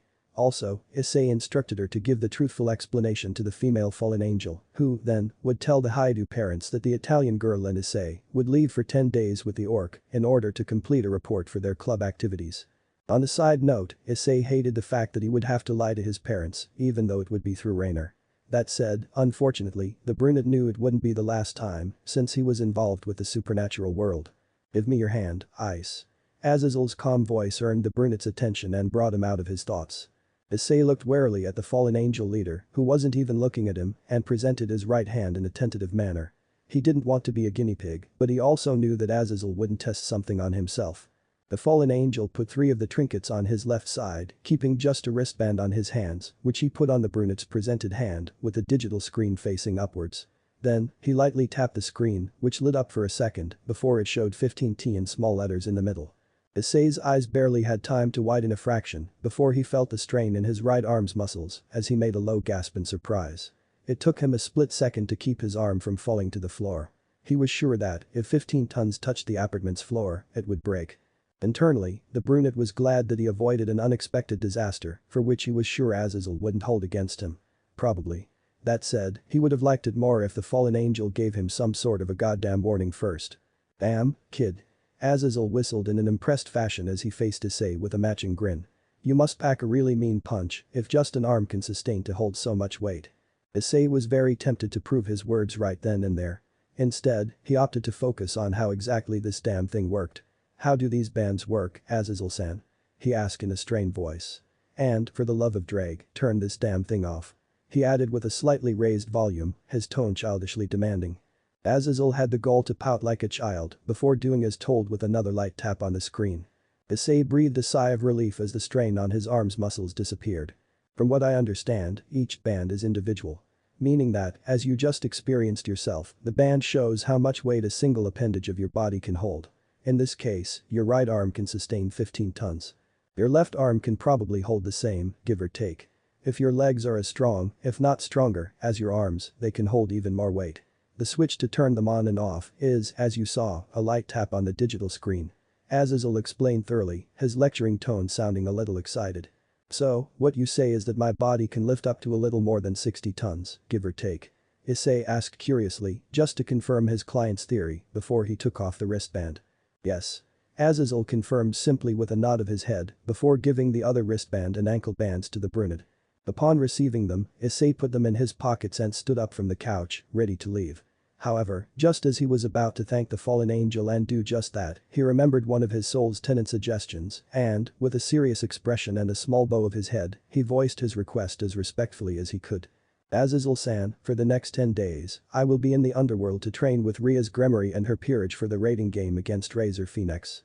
Riaz Gremory refused to recruit Rainer in her peerage or even take her with us to train as well. So, please, send someone trustworthy to train her. Both for her sake, as well as my parents'. There's no telling if somebody decides to attack her just because she's considered a rogue. And I don't want my parents to get caught in the crossfire. Azazel didn't even need to think this through. After all, the brunette before him would take care of Kakabiel in his stead, asking nothing in return. Not to mention the trainer was under his wing. So, in a sense, the fallen angel was paying his contractor back with his decision. That said, there were only 3 people he could consider trustworthy, and Vali wasn't one of them. Also, one of those 3 was out of the question, considering who was Ria's Gremory's queen. Another one was his right hand in the Grigori organization, so they were out as well. Suppressing a grimace at the knowledge that he would get an earful later, consider it done, Ice. The fallen angel leader promised in a serious tone that matched his title as a leader. The brunette straightened his posture and smiled softly at his client, not hiding how relieved he was to hear a positive answer to his request. Thanks, Azazel-san. Don't mention it, kid. The fallen angel waved him off in a dismissive manner, albeit with a small smile on his face. With another small bow of his head, Issei left his client's house. Then, Azazel sighed in resignation as he conjured a purple communication circle on his left ear. He knew the person on the other side would give him hell at some point. Hello Penemu. I have a task for you. Issei entered his home as soundlessly as ever and took off his shoes at the entrance. He noticed that his parents were in the living room, cuddling on the couch, as he walked towards the stairs, the scent of an already delicious dinner filling his nostrils as he went. From the noise upstairs, coming from the guest room, he guessed that Rainer was already helping Asia with packing the necessities for 10 days. The brunette prepared his own suitcase with the necessary clothes, underwear, shoes, sandals, bathroom essentials, bed sheets and towels, as well as a pair of plain red swimming trunks. The latter just in case. Lifting it up after he was finished and closed it, he guessed that it was around 10 to 12 kilos. It had taken him only 20 minutes to prepare his suitcase and, much to his curiosity, the girls had yet to finish. Even if they had an early start, considering that Asia had been home some time before him. Unless the blonde had been a stuttering mess when explaining the situation to Rainer and the female fallen angel took her time explaining to his parents, it shouldn't take long for Asia's things to get prepared. Thankfully, the members of the Orc wouldn't leave until after dinner, which left some time for the girls to prepare. In the meantime, Issei sat on his bed in a meditative stance in order to think of a torture training regime for Riaz and her peerage, as well as Asia and himself, not caring about what the Redid had in mind. Because, most definitely, Ria's training methods would be nowhere near as effective as his own. Especially since the peerage had only 10 days to prepare. Unbeknownst to him, 4 certain individuals shivered in terror as they prepared their own suitcases, leaving them wondering why they felt that way. Absently hearing the noise from the nearby room die down, Issei guessed that the girls were almost finished. He exited his room and closed the door behind him before going to the guest room's closed door and lightly knocked 3 times, not wanting to make his presence known to his parents yet. His mother and father deserved some more time alone. As soon as the door opened and Asia's cutely tilted head and questioning confusion appeared in the brunette's vision, with the latter noticing that the blonde Italian's expression turned to embarrassed joy and was about to exclaim his name, Issei made the universal gesture for Asia to keep quiet. Thankfully, the Italian girl complied and allowed him entrance in the room before closing the door behind her with a soft click. The brunette noticed that the relatively small room was somehow fine for the 2 girls, and it was tidy. At the end of the bed, there was a closed suitcase of a similar size as his own. Rainer was sitting on the bed, right in the middle, and seemed surprised at his appearance, her legs barely touching the floor beneath her. Ice-kun. What are you doing here? She asked him curiously. Issei took a seat on her right, close to the end of the bed, facing her with a soft expression, which almost made her blush. I came to give you these. He told her as he picked the black elastic bands from his pocket and presented them to her. Rainer took them in her own hands and inspected them, recognizing the items as magical weights. She looked at her love interest in confusion, her eyes asking him a silent question. And, although she had an idea as to why she was given those trinkets, she wanted to hear his reason. Since you know about what's going on, I'll just tell you that everyone in this house needs you to get stronger to protect my parents in my absence. Issei told her softly as he got a hold of her delicate hands and gently squeezed them, making a faint dust of pink appear on her cheeks. That was a very good sign, since it showed that she wasn't offended by his words. Alright. Rainer replied simply, internally glad that she didn't stutter. Issei was also glad about the outcome of his gentle approach. Especially since Asia hadn't relayed his exact words from the orc. His smile widened a little and, even though he was anxious about a reaction to his next words, he spoke again. I've also arranged for someone to come and train you during these 10 days that me and Asia-chan will be absent. He revealed in the same soft tone. Eh? Rainer wasn't the only one to make a confused sound as she blinked a couple of times to allow his words to sink in her head. Asia was as confused as the fallen angel in the room. Rainer didn't know why, but she had just gained a weird feeling in her gut. Before you ask questions, Issei continued. I think you should know who my client is. He spared a glance at the similarly confused Asia. Both of you, actually. Then, his expression turned serious. But under any, and I mean any circumstances, Riaz and Sona-san can't know about this unless I tell them myself. He finished in a warning tone. Rainer's gut feeling took a turn for the worse, her expression turning a little scared to match her inner sentiments as she nodded slowly in apprehension, accompanied with a nervous gulp. Asia was just a little scared and confused and, even though the brunette wasn't looking at her, she nodded in understanding at his words. Issei took a small breath to calm himself and, with closed eyes, he revealed the identity of his client in a calm voice. It's Azazel-san. The leader of the Fallen Angels and the Grigori organization. The silence that followed could be broken by a pin falling to the floor. When the brunette reopened his eyes, he wished he had a camera on his person. Rainer's and Asia's utterly gobsmacked expressions were making it too difficult to not outright laugh in their faces. The only reason he refrained from doing so was because he wanted the girls to believe him and not think he was making a joke. But that in mind, Issei continued. Azazel-san was the person that I went to right after me and Asia-chan left the orc. He promised me that he would send someone trustworthy to train you, Rainer. And, although he didn't tell me exactly who, I guess that they'll come sometime tomorrow. He elaborated as much as he could. Rainer had snapped back to reality as soon as the brunette had opened his mouth in order to listen to him. Truth be told, she wanted to grow stronger as well. As long as she was considered a rogue, it was as if she had a huge target on her person should somebody from the supernatural world spotted her and wanted to take her out. And, as her love interest said earlier, the Haidu parents would be caught in the crossfire. Something that, like Issei, she didn't want to happen. So, with a grateful as well as understanding smile, Rainer surprised both Issei and Asia as she retreated her hands and used them to hug the brunette. Thank you, Ice-kun. She spoke softly as her head was on her love interest's left shoulder.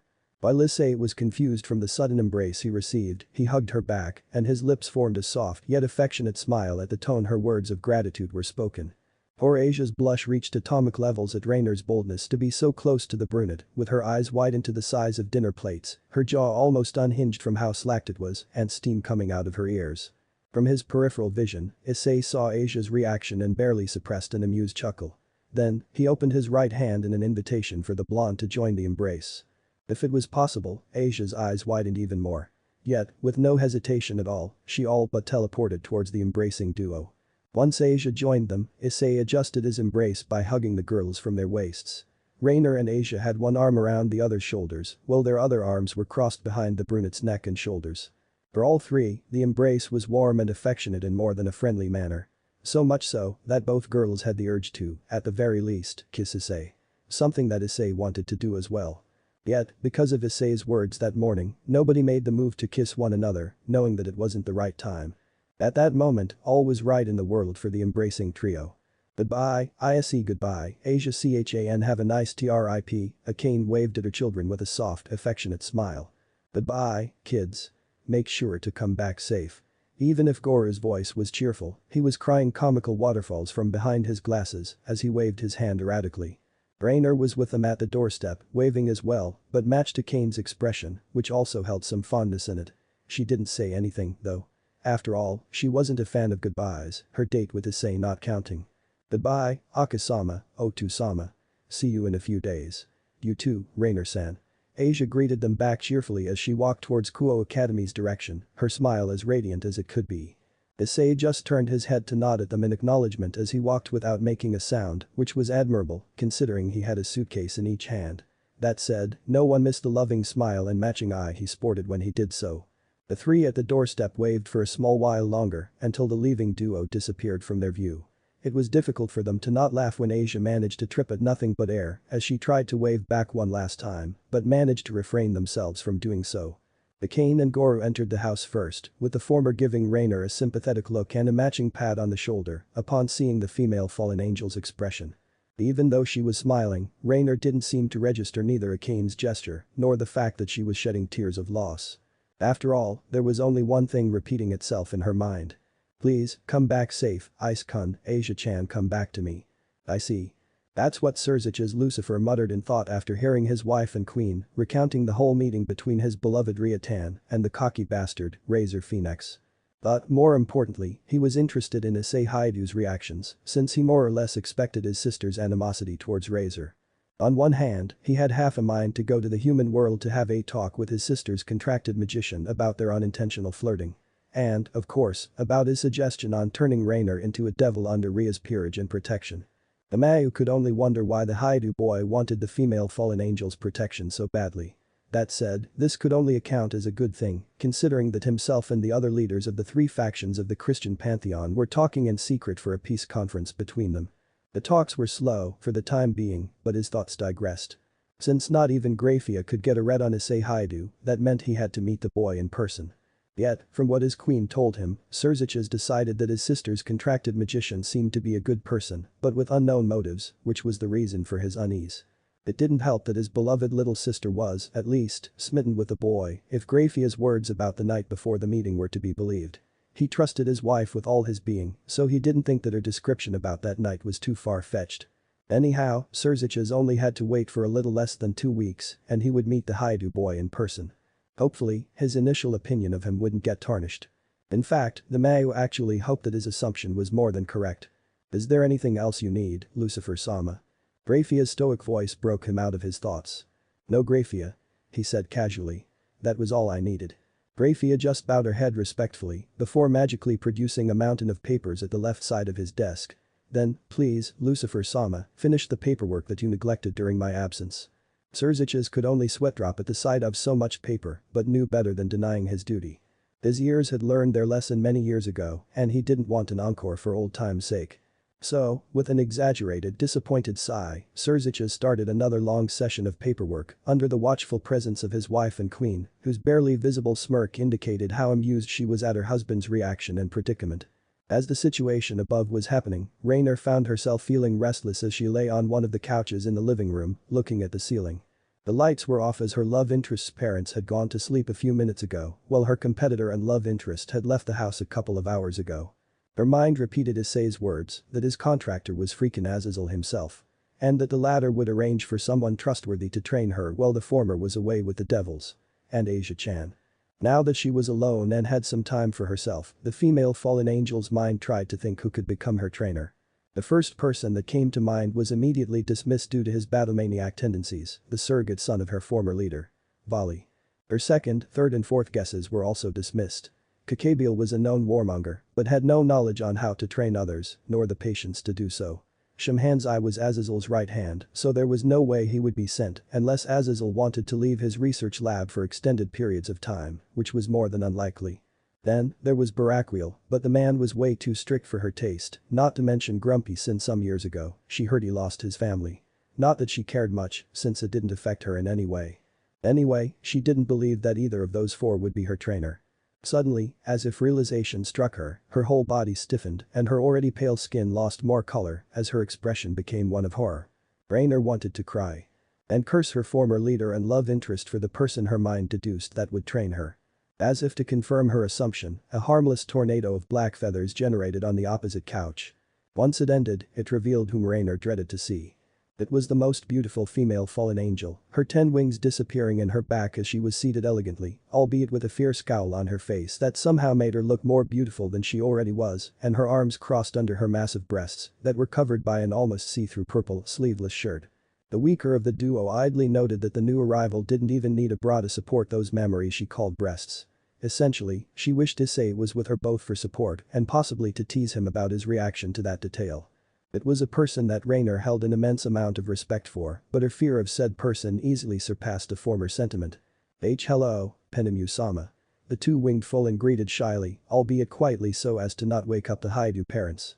The secretary of the Grigori organization only gave a disgruntled TSK as a response and narrowed her almost glowing amethyst-colored eyes. Rainer trembled under her gaze and could only pray that she would make it out alive from her training or, more likely, torture. "Get ready, Rainer. We leave in 2 minutes." As if on autopilot, Rainer did as was told, disregarding the fact that Penemu's demanding tone could have woken up Issei's parents. In her haste to magically gather her necessities, she managed to write a letter to the Haidu parents that she would be absent for a while, reassuring them that she would be with a former female employer of hers. At least, that was as much of the truth she could give them. Enemu waited impatiently at the same position she came in and didn't say anything when it took Rainer more than 5 minutes to get ready. Without exchanging another word, the duo of beautiful fallen angels left in another tornado of black feathers, with Rainer making an audible gulp to show her nervousness. Asia's eyes turned to stars upon seeing the mansion that the group would stay for the duration of their training. Issei didn't show it, but he was genuinely impressed by the sheer size of the mansion. And the great amount of space the mountain they were on had for their training. You like what you see, Asia-chan? Despite the teasing tone, Riaz was smiling warmly at the easily impressionable blonde Italian. Yes, Asia gushed cutely in excitement as she looked at her older sister figure. It's amazing, Riaz 1ESAMA. Riaz and Akeno looked at each other and giggled warmly at her enthusiasm as the group started entering the mansion. What about you, Ice-kun? Yudo took it upon himself to talk with the only other male in the group. It's impressive. Issei commented casually as he took a look around the rather large living room, with most of its stuff probably costing more than twice his own house. Glad you think so, Ice. Riaz interjected with a small smile, wanting to lighten the mood between the two of them. She had noticed that, after she rejected his offer, he distanced himself from her. Issei just nodded his head absently as he continued looking around, missing Ria's cute childish pout at his dismissal. Akeno found the interaction funny and gave her signature UFUFUFU giggle. Kaneko just waited for her king to tell them to unpack in whichever room they wanted, not wanting to take part in the conversation. Thankfully, it didn't take long for that. Alright. Ria sighed despondently at her failed attempt to make amends with her contracted magician. Everyone, pick a room and unpack. We have a few hours to rest before we begin tomorrow early in the morning. She said casually, though it was easy to pick the command behind her casual tone. Yes, Ria's butchu. Akeno, Kaneko, Yudo and Asia responded in unison before taking the stairs to find a room that suited them. Riaz looked at the brunette's direction since she didn't hear his voice but was left utterly confused. What are you doing, Ice? It was a valid question, considering that the Sekiruyuite was unpacking in the living room and had already prepared the largest couch as his bed. I picked up my room.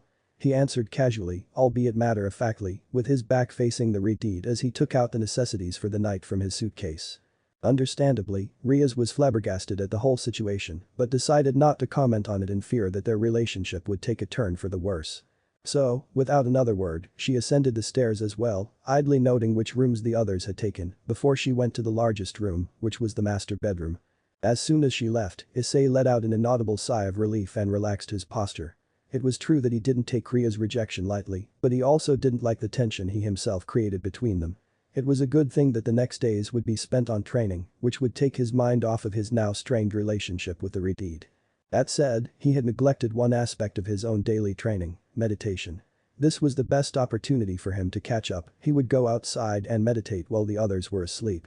And he would do so for the rest of the training trip. He would see what he would do about sleep, his partners more than ready to give him their aid. As for Riaz, once she unpacked, she lay on the king-size bed and looked at her hands, remembering the conversation after Razor's departure. Unintentionally, she had created a rift between herself and her contracted magician because she put her best friend's and queen's feelings above her own needs. She didn't know if she did the right thing, but couldn't regret her decision either. As the king of the peerage, Riaz felt that she screwed up big time. However, her action as a friend completely overshadowed the previous sentiment. Yet, the redeed knew that it would only be a matter of time before she needed other peerage members, considering that her goal was to become #1 in the rating games. So, no matter what the rest of her peerage thought, they would have to accept whoever got under Ria's peerage. That said, this would start after the situation with Razor, for whom she was confident in winning against, mostly because of her contracted magician. Riaz breathed an uneasy sigh as she closed her eyes to get some much-needed sleep, naked as the day she was born, albeit a truly marvelous sight to behold. Something told her that the next morning Issei would go hard on all of them. Unbeknownst to Riaz, the rest of the peerage felt the same unease. Apart from Asia, strangely enough. The blonde ex-nun was determined to become stronger and more effective in her healing abilities in order to provide better support for her new friends and allies who welcomed her with open arms. Also, she was secretly excited at the idea of learning some magic from Riaz or even Akeno. Her only concern was her love interest, Issei. The brunette noticeably avoided a conversation with Riaz. Truth be told, Asia felt bad for both of them. Even if she didn't show or voice it, she understood the difficult situation Issei put Riaz in by asking her to reincarnate Rainer. Yet, she also understood the need for such a suggestion. After all, number-wise, it was easy to see that Razor could easily win against them if he planned accordingly to their numbers. She didn't know the extent of Issei's power, but it was more than easy to see how demotivated he was about the whole thing. Or, it could be just her own imagination. Asia didn't know and didn't want to find out. Because, the next morning, after having breakfast, she would make sure that Issei found a reason to fight for them, or just herself. But that thought, Asia closed her eyes and had a small smile on her lips, accompanied by a light pink blush on her cheeks. You know, Zangetsu started in irritation, having watched everything. King's just being stubborn. And why do you care? Drake asked curiously, ignoring the sword spirit's frustration. Aren't you stubborn as well? On a side note, it should be obvious that their conversation was private to the two of them, considering that their host was in the middle of meditation. I know I am. Zangetsu snapped irritably, albeit like a child. But not two hot girls like the Redeed. Drake sighed in exasperation at that. Of course. King should have banged her as soon as they were left alone. The sword spirit continued his ranting undeterred. That way, he would make her rethink her decision and score his first girl in one fell swoop. Is that all you care about? Drake asked curiously, used to Zangetsu's antics enough that he became immune. And stopped getting irritated or angry after the first 5 times. Zangetsu looked at the dragon as if the latter was an idiot to even think that. Of course not. He replied seriously. It's just that King should establish his dominance over Red in every way possible, being stronger than her and blah blah blah. I agree. The red dragon nodded his huge head, making the albino grin. However, it's still too early for something like that. Partner doesn't exactly trust these devils fully, nor the other way around. Probably, after this endeavor with their training and this raiding game in a few days, all of them will gain more than enough trust for our partner to manipulate them to do what he wishes, or what they have to do in cases like the one partner is upset about. Zangetsu reluctantly nodded in agreement, his grin long gone. This went to show how wise the dragon was, or just plain knowledgeable about how this world worked. That said, I still say King should have banged her. Don't worry, he definitely will. Although, if he doesn't bang her by the end of his high school years, I will stop assisting him. Whoa. Isn't that a bit extreme? No. I like her hair. Beautiful crimson. Almost like my scales. Not white, like that midget she calls a rook. Said midget twitched heavily in her sleep, feeling like punching and or kicking someone really hard in the groin. I'm almost completely white, though. You're different. You're no girl and you're a part of partner's soul. Also, your color isn't a metallic white, like Albion's scales. The almost pointless conversation ended with Zangetsu's deadpan silence. A good thing too, because the night ended and a new day was coming, also signaling the end of Issei's meditation. Both spirits were really eager at what their host had in store for the devils. Excluding Asia, of course. Strangely enough, both had a soft spot for the blonde dragon tamer. The others were fair game, making them prey for Issei's sour mood. Riaz woke up groggily from her slumber due to the sense of freshly grilled bacon and fried eggs entering her nostrils. Her mouth watered involuntarily, even before her mind started functioning. Her blurry eyesight went towards the large window of her room, which allowed her view behind the mansion, as well as a beautiful yet unnamed forest at the foot of the mountain that her family owned. What she saw made her form a confused expression. It was still night outside. What she didn't tell to the two newest additions, Issei and Asia, was that the current 4 great Mayu created an artificial moon and an equally fake sun in order for the newly reincarnated devils who are mostly humans to have some sense of familiarity with their former life. Additionally to that, the Mayu matched the time for day and night with the human world. Once her brain caught up with the realization that someone was making mouthwatering food at this time, she sat up on her bed with a startled gasp. She didn't dare to voice her surprise that her sister-in-law might have come to make them breakfast. Not only that, but her servants were probably still asleep. Assuming that they weren't awakened by the ironically heavenly smell, of course.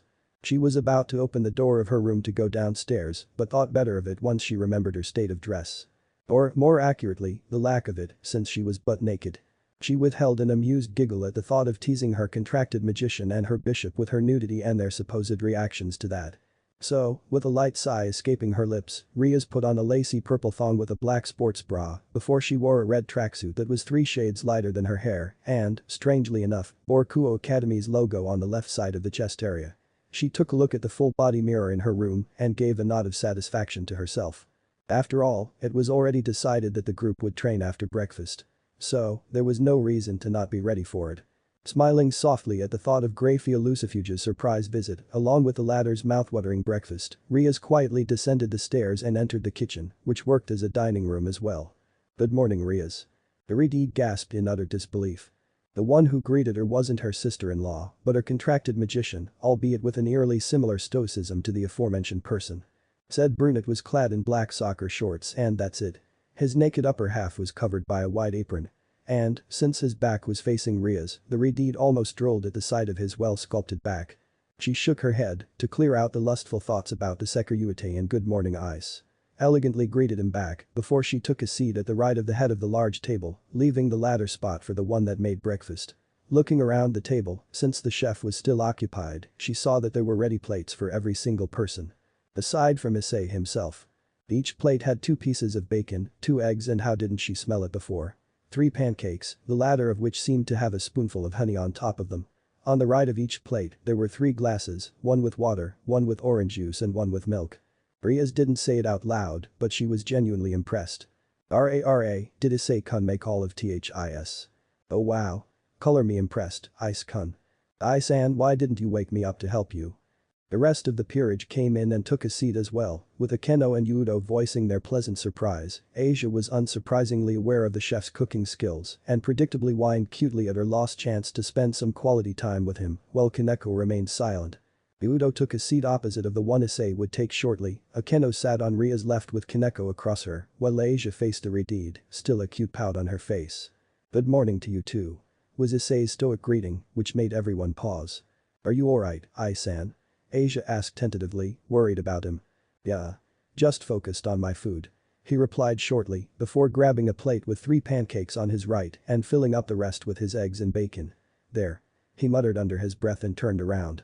He blinked in confusion as all sets of eyes stared at him in a mixture of gratefulness, impatience and confusion. What? He inquired with a clueless expression. I didn't think you could cook, Ice-kun. Yudo told him honestly, albeit with an awkward smile. Inwardly, Issei was impressed that his friend could both insult and praise a person in the same sentence. That said, he wasn't offended. I learned from the best, Kiba-kun. My mother would be considered an almost middle-aged Yamato Nadeshiko, and especially her cooking surpasses everyone else's. He exclaimed with a toothy grin that showed off his larger than normal canines. The blonde was glad that his friend didn't take his comment as an offensive one and nodded in understanding, the latter of which was mirrored by the others, sans Asia. How did you keep your apron clean? Akeno pointed out in confusion. Said sentiment held merit, considering what kind of breakfast the brunette made. If it was any other person in the room, including herself, she had no doubt that the apron would need to be thrown in the laundry machine immediately afterwards. Yet, Issei managed to keep it spotless. Again, learn from the best, Akeno-san. Issei smirked proudly, albeit mysteriously.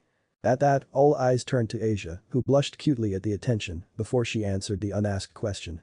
It's true Akasama is the only person I know, aside from Ai-san, that can keep their apron clean during a cooking session, no matter what they do, the blonde ex-nun sighed in exasperation, before giving the chef a cute glare as she added in mock anger, and they won't tell neither Rainer-san, nor myself, how they do it. They both just say practice. Every time that they're asked. Issei just shook his head in fond exasperation at Asia's antics as he took his seat, while the rest shared a round of amused giggles and, in Yudo's case, chuckles. Kaneko, on the other hand, was patiently and silently waiting for the pleasantries to end in order to dig in. Curiously enough, none of the devils took notice of Rainer's addition to Asia's problem, thus they didn't comment on it. When the laughter died down, Issei and Asia clapped their hands and dipped their heads respectfully in a praying fashion. The rest followed their lead and there was a collective itadakimasu. Before everyone used their utensils to dig in. After the first bite of everything, Riaz and her peerage were stunned at Issei's cooking skills. The food wasn't only perfect in sight and smell, it was by far the most delicious meal they had ever tasted. And, to their surprise, they had no words to describe how they felt about it. Apart from Asia, who was used to this kind of delicious food on a daily basis, considering that she lived with Issei and his parents and Rainer. Once everyone finished, Riaz had an idea. Ice, would you and or your mother be interested in cooking for my family's meals? She asked calmly, yet her heart pounded in her chest in anticipation. This question caught everyone off guard, especially the brunette himself, since he didn't expect such a proposition. After the rating game, of course. The redhead added in the same calm fashion. Issei shook his head to get his bearings back before he looked at Ria's expectant gaze as calmly as he could. Honestly I don't know, Ria-san. He sighed lightly. At her dejected look, he elaborated. Don't take it as a no. I have to talk to my parents about this without revealing the supernatural to them, while also making sure that they'll be safe from the supernatural as well. Ria's eyes lit up with hope but didn't dare to press the matter. After all, he was right, his parents were normal humans. That said, then, how about we continue this conversation after the rating game? She asked pleasantly with a matching smile. I can go with that. Issei gave a small smile of his own before he stood up with his plate, utensils and glasses in his hands. Oh no, Issei-kun. Akeno perfectly understood his intentions as she stood up as well the same way as the brunette. This time, I won't let you clean up. Even though she spoke calmly and with a pleasant smile on her lips, there was no mistaking the underlined warning that, should he insist, she would retaliate in a violent fashion. I wasn't going to, Akeno-san. Issei replied in calm amusement as he placed what he was holding in the sink. Ria shook her head in irritation as she followed the brunette's example and placed her own things in the sink. Why did every conversation her contracted magician had with her queen sounded like they were flirting? Udo was smiling serenely as he put his own things in the sink, while Kaneko continued to be her usual emotionless and mostly silent self. Asia got over her mock anger and returned to being smiley and innocently cute. It took Akeno 20 minutes to clean up everything, mostly because she had to use vinegar to cleanse the egg's essence from the pan, the plates, the forks and even the knives. That's a true fact, for those who don't know. In those 20 minutes, Udo, Asia and Kaneko took their time to get ready for their training in terms of clothing. Issei, for his part, considered himself ready, as did Ria's. Akeno had to take an extra 10 minutes to get ready. Everyone took Ria's and Issei's choice of attire as a theme. The girls put on their academy's tracksuits and Udo the academy's t-shirt and shorts. There was a great clearing outside of the mansion, big enough for all of them to train individually with space to spare. Interestingly enough, the sun had just risen and the group felt fully energized after Issei's breakfast. Before Ria's could take the lead, her contracted magician walked 2 paces quicker and, after gaining enough distance and confused looks from the others, he stopped and turned around, making the rest stop as well. His serious expression sent alarm bells in the heads of the peerage. This time, including Asia. Ria-san. At his serious call of her name, the Redeed stood straighter for reasons that eluded her. Remember those magical weights you gave me for Rainer? He asked in the same manner. Poor Ria's could only nod in affirmation before his next words made everyone's that wasn't Kaneko blood freeze in their veins. Good. Then give each one of us, including yourself, the same weights. I including myself, Ria stuttered incredulously. Of course. Issei said matter-of-factly as he crossed his arms against his bare chest, ignoring Akeno's shift in attention and her lustful gaze, as well as Asia's embarrassed mutterings. Since you're the king of the peerage. You have to train twice as hard. You must make an example for everyone else. Ria's grimaced but conceded his point. Alright. Then, she produced a crimson magic circle with her family emblem. Out of it came 6 pairs of magical weights before each pair floated to a person, with Ria's own staying floated above the magic circle. Once everyone was distributed their weights, the group followed Issei's lead and started wearing them on their ankles first and wrists afterwards. Word of advice. Issei spoke seriously, gaining the attention once more. Activate the ankles first, then your dominant hand and leave your weaker hand for last. It will make sense, believe me. Despite their confusion, the group heeded his advice. Once all the weights activated, the devils, sans Kaneko, lightly groaned in discomfort, as if there was a moderately strong gravity spell focused on them. The brunette was right. It made sense to activate the weights the way he suggested. Kaneko's unbalanced weights. Left ankle 112 kilos. Right ankle 143 kilos. Left wrist 90 kilos. Right wrist 105 kilos. Total weight she could lift. 450 kilos. Udo was more balanced. Left ankle 33 kilos. Right ankle 36 kilos. Left wrist 24 kilos. Right wrist 26 kilos. Total weight. 119 kilos. Asia was the same, albeit way weaker. Left ankle 8 kilos. Right ankle 9 kilos. Left wrist 5 kilos. Right wrist 6 kilos. Total weight. 28 kilos. Akeno, being the queen, was physically stronger than the latter two. Yet, she was a little far from Kaneko's level. Left ankle 86 kilos. Right ankle 90 kilos. Left wrist 75 kilos. Right wrist 81 kilos. Total weight. 332 kilos. Ria's could be considered quite strong for a pure-blooded devil that had never trained her body before. Left ankle 45 kilos. Right ankle 48 kilos. Left wrist 30 kilos. Right wrist 32 kilos. Total weight. 155 kilos. Apart from Asia, the group was quite strong, considering that they were only in their teenage years and this was the first time they would train seriously. That said, all 5 of them gaped in utter shock and disbelief at the Sekyute's weights, noticing that he wore a somewhat strained expression on his face and his breathing had quickened a pace or two. Even Kaneko couldn't help but react that way and break her expressionless facade. left ankle 22 tons. Right ankle 25 tons. Left wrist 13 tons. Right wrist 15 tons. Total weight 75 tons. Now Issei's strained voice broke the silence that had befallen the group, making them look at him in bewilderment, which he secretly relished in. The weights will stay on us at all times, aside from when we eat, bathe and sleep. The five didn't dare to sigh in relief at this announcement. Good thing too, because the rest of his explanation made them pale considerably. The rest of the time we train vigorously. On mornings, like this one, after our breakfast that comes at 5:30 in the morning, we'll all climb down and up the mountain we're on 2 times. Then, we'll fast jog 10 times around this very clearing before we do 4 sets of 25 push-ups, sit-ups and pull-ups. After that comes lunch, followed by us working on every aspect we can think of. Combat-wise, that is. Hand-to-hand, swordsmanship, fighting dirty, erecting barriers, etc. Then, we help each other out during harmless spars, point out flaws and help the person out of them. There will also be an hour that we work on our own powers individually and/or we ask help from another in whatever we want, be it a spar or I don't know. Teaching, I guess, is the word. Teach one another whatever we can and are willing to do so in the first place. Lastly, the session each day will end with 2 hours of meditation, followed by dinner and rest. All the training regime is non-negotiable, along with the fact that I'll be the one to cook all of your meals. Also, this regime, along with today, will last for 8 days. Then we'll have to rest our bodies until the raiding game. Dead silence was what followed his announcement, with the devils finding minor comfort in the fact that they would have God-class meals every day. The original Gremory Peerage members, along with Riaz herself, were thankful that the mansion's bath area worked like a hot spring as well. That way, they could relax their sure-to-be sore muscles after each day of this gruesome training. The thought of it almost made them drop their guard. Keyword being almost. Oh. The Secretary added as a pleasant afterthought. I won't be using Drag at all. However, I'll use my sword, Zangetsu, when we spar and use swordsmanship. Udo and the girls, sans Asia again, couldn't help but shiver in terror at that, remembering his deadly sword that could turn into 2 deadly-looking swords, along with the release of a terrifyingly bloodthirsty aura. Believe me.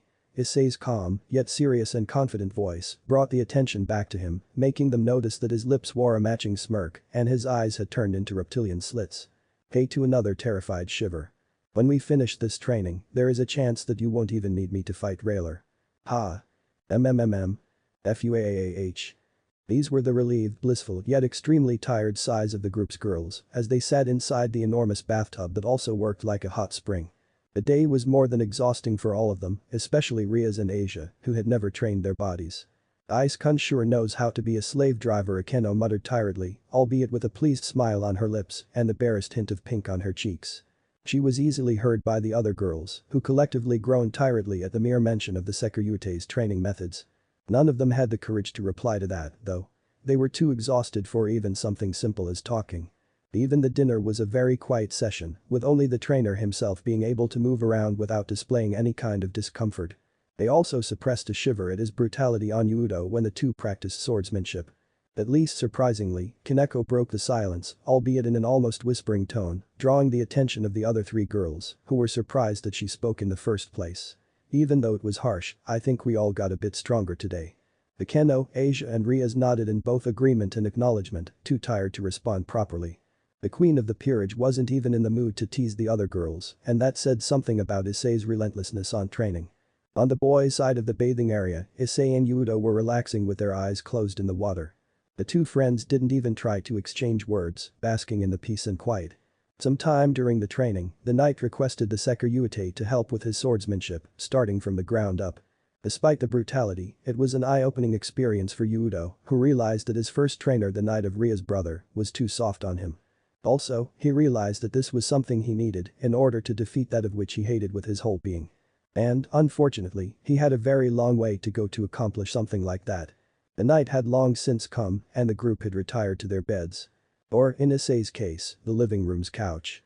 The brunette was meditating with his sword in his lap and was in the middle of a deadly spar against his 2 tenants. On a side note, he wasn't wearing the magical weights. Zangetsu was more aggressive and relentless than usual, as if he was actually trying to kill Issei. Braig was more careful in his approach, but was no less aggressive. In his mindscape, Issei was clad in his balance breaker armor and wielded the sealed form of his sword, occasionally coating himself and the sword in the shiny black substance he used on Rainer and that night at Kuo's abandoned church. Somewhere on the side, there was a digital timer that Issei had no idea how it appeared and didn't care enough to ask, showing that there were 30 seconds left. Once it started going down from there, his tenant's aggressiveness reached a whole new level, making him really struggle in the spar. He wasn't given any time to even glance at the timer, pressured to use everything in his arsenal sans his dragon-slaying abilities to defend himself. When the timer reaches 0, a buzzer-like sound goes off, signaling the end of the spar. Issei found himself with a blade on his neck and a claw ready to take his head off. Likewise, however, he had his own blade against Zangetsu's throat and a red ball of energy, ready to fire off at a moment's notice towards Drake's snout. The trio of combatants stood still for 3 seconds before they relaxed their postures, seating blades and the energy ball dissipating, with the dragon retracting his claw. Once Issei was out of his armor, he glared heatedly at his soul's tenants. "What was that for?" he outright demanded.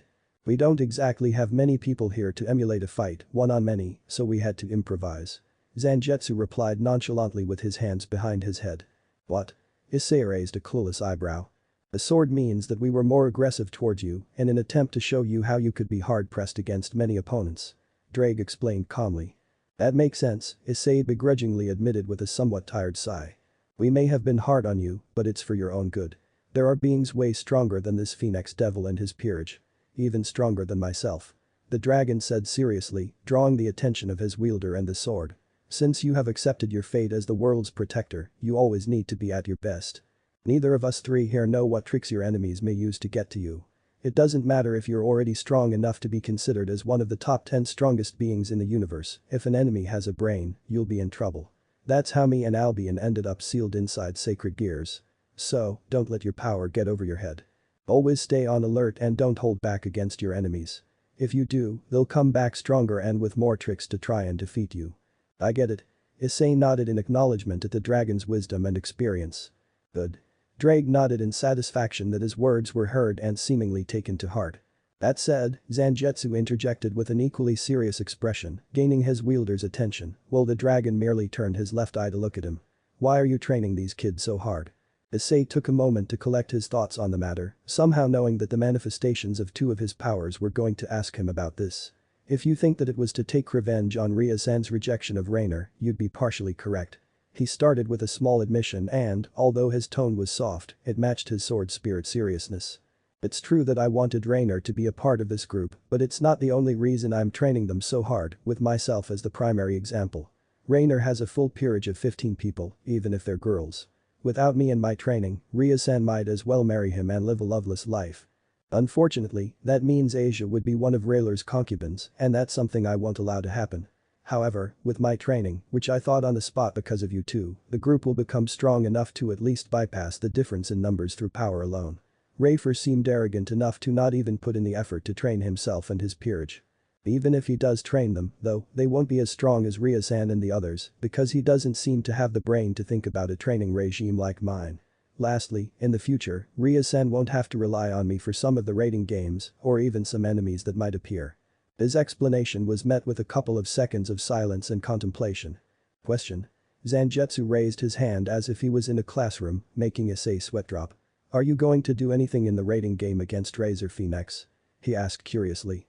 "Honestly, I want to deal with him and his peerage by myself," Issei admitted shamelessly with a tired sigh, before his expression turned serious again, with his arms crossed against his chest. "However, I know that, aside from Asia-chan, the rest of the group's pride will plummet below 0 if I do something like that. So, I'll have to do minimal damage until I deem it necessary to intervene," he explained. A couple of seconds later, the brunette wore a bloodthirsty smirk, making his tenants look at him in confusion. "That said, I can't miss the chance to use a regenerative punching bag with Rafer's name on it." The dragon and the sword spirit sweat dropped at their wielder and couldn't help but slightly pity the Phoenix Devil, whose name they didn't bother to try to correct their wielder about. Somewhere in the Phoenix Castle, Razor was sleeping peacefully with several of his girls clinging to various parts of his body, naked as the day they were born. Involuntarily, Razor shivered and whimpered violently in his sleep. Miraculously, though, neither the girls nor himself woke up. It was the second day of training and the group found themselves outside after enjoying the Sekiryute's heavenly breakfast. "Okay." Issei clapped his hands and looked at the group of devils, who looked quite sleepy even after the delicious breakfast he made. "I know you won't like it, but I forgot to mention that a set of everything will be added on each day of training," he said casually. It took less than a moment for his words to sink in the heads of the devils, and they all gaped at him in disbelief. At least this seems to have woken them up. The brunette thought with a hint of sarcasm. Don't look at me like that. He said sternly. If you want to beat Rager or anyone else in a raiding game, then you'll continue this training without complaints. This caused them to shut their mouths with a loud clack-like sound. Seeing that his words were heard, he turned around and started going down the mountain, with the others following his lead. Again, the day was exhausting to say the least. Between the physical training, the spars, the individual training and the meditation, the group of devils were even more tired than the previous day. Understandable, considering that they had to strain their muscles for one more set of everything, including the up and down climbing of the mountain. They wanted to complain, but couldn't. Not because his reason held merit, but because they could already feel the results of his gruesome training, both physically and magically. That didn't mean they couldn't have done without the soreness, though. That would truly be appreciated. But, alas, Asia could only heal injuries and diseases, not fatigue. When Issei's marvelously cooked dinner finished, Riaz got an idea. Alright, everyone. You all did great today.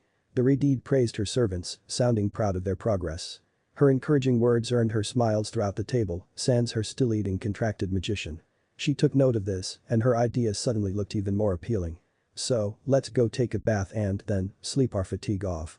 Again, her words were met with the same reaction as before, with the addition of quiet mutterings of agreement. So, how about you join us, Ice? Her sudden question made the brunette choke on his water and looked at the mischievously, yet innocently smiling Riaz. What? He mentally cursed himself for stuttering and ignored both of his tenants' laughter. Also, he was pretty sure that his cheeks felt warmer than usual. Raufufu Akeno giggled sweetly behind her delicate right hand, her eyes matching Ria's mischievousness. I don't mind Ice-kun joining us. Even though he knew that the two great one-isamas of his school were just teasing him, he couldn't help but feel flustered. Fucking teenage hormones. I also don't mind if Ice-san joins us. Asia declared boldly, albeit her cheeks resembled the color of a certain Redeed's hair. Not you too, Asia-chan, the brunette groaned internally. This was getting out of hand really fast, and he was caught completely off guard to do anything to dissolve the situation. So, he looked to his friend for help, only to suppress an irritated growl, since Yudo seemed ready to burst out laughing his ass off. Then, what about you, Kaneko-chan? Riaz shifted her attention to her rook. If you say no, then Ice won't join us. Even as she said this pleasantly, she secretly hoped that Rook would agree with her suggestion. All eyes were on the white-haired girl, waiting for her response in anticipation. Ria's, Akeno's, Yudo's and Asia's gazes were silently pleading for her acceptance, albeit each one for their own reasons, while Issei's eyes basically pleaded for the opposite. Kaneko mumbled something and looked to the side with the barest hint of pink on her cheeks. Unfortunately for her, Issei's enhanced hearing caught it easily and just sat on his chair with a flabbergasted expression on his face, accompanied with a rosy blush. What was that? Kaneko-cha and Akeno sing-song teasingly, taking great pleasure out of the situation. And, if the brunette would actually join them, she would have a field trip by teasing everyone. Yes, this was a glorious moment. The white-hair girl sent a half-hearted glare at the queen, but didn't repeat herself. That said, taking into account the Sekiryute's reaction, it was easy to conclude on what her response was. Suddenly, Issei sighed in absolute defeat and stood up from his chair, earning the attention of the room. Alright. He spoke lowly. Since the vote was heavily on Riaz-san's proposition, I'll abide to your request. Excellent. Riaz exclaimed happily with a clap of her hands. She could have done without the san suffix, but didn't comment on it. Asia just blushed an even deeper shade of red that Issei thought was dangerous and unhealthy, but had no words to say and tried to calm her down. Udo disappeared from the room, wanting to be alone as he laughed for his friend's predicament. Akeno just teetered as she took the lead towards the bathing area, swaying her perfect hips seductively in the process. One by one the girls followed her, with Issei being last, looking like he wanted the earth to swallow him. He just knew that this situation would come and bite him in the ass, both now and in the future, near or otherwise. This is the end of the video. If you enjoyed the story, then hit the like button and comment your favorite part, but for now see you all in the next video.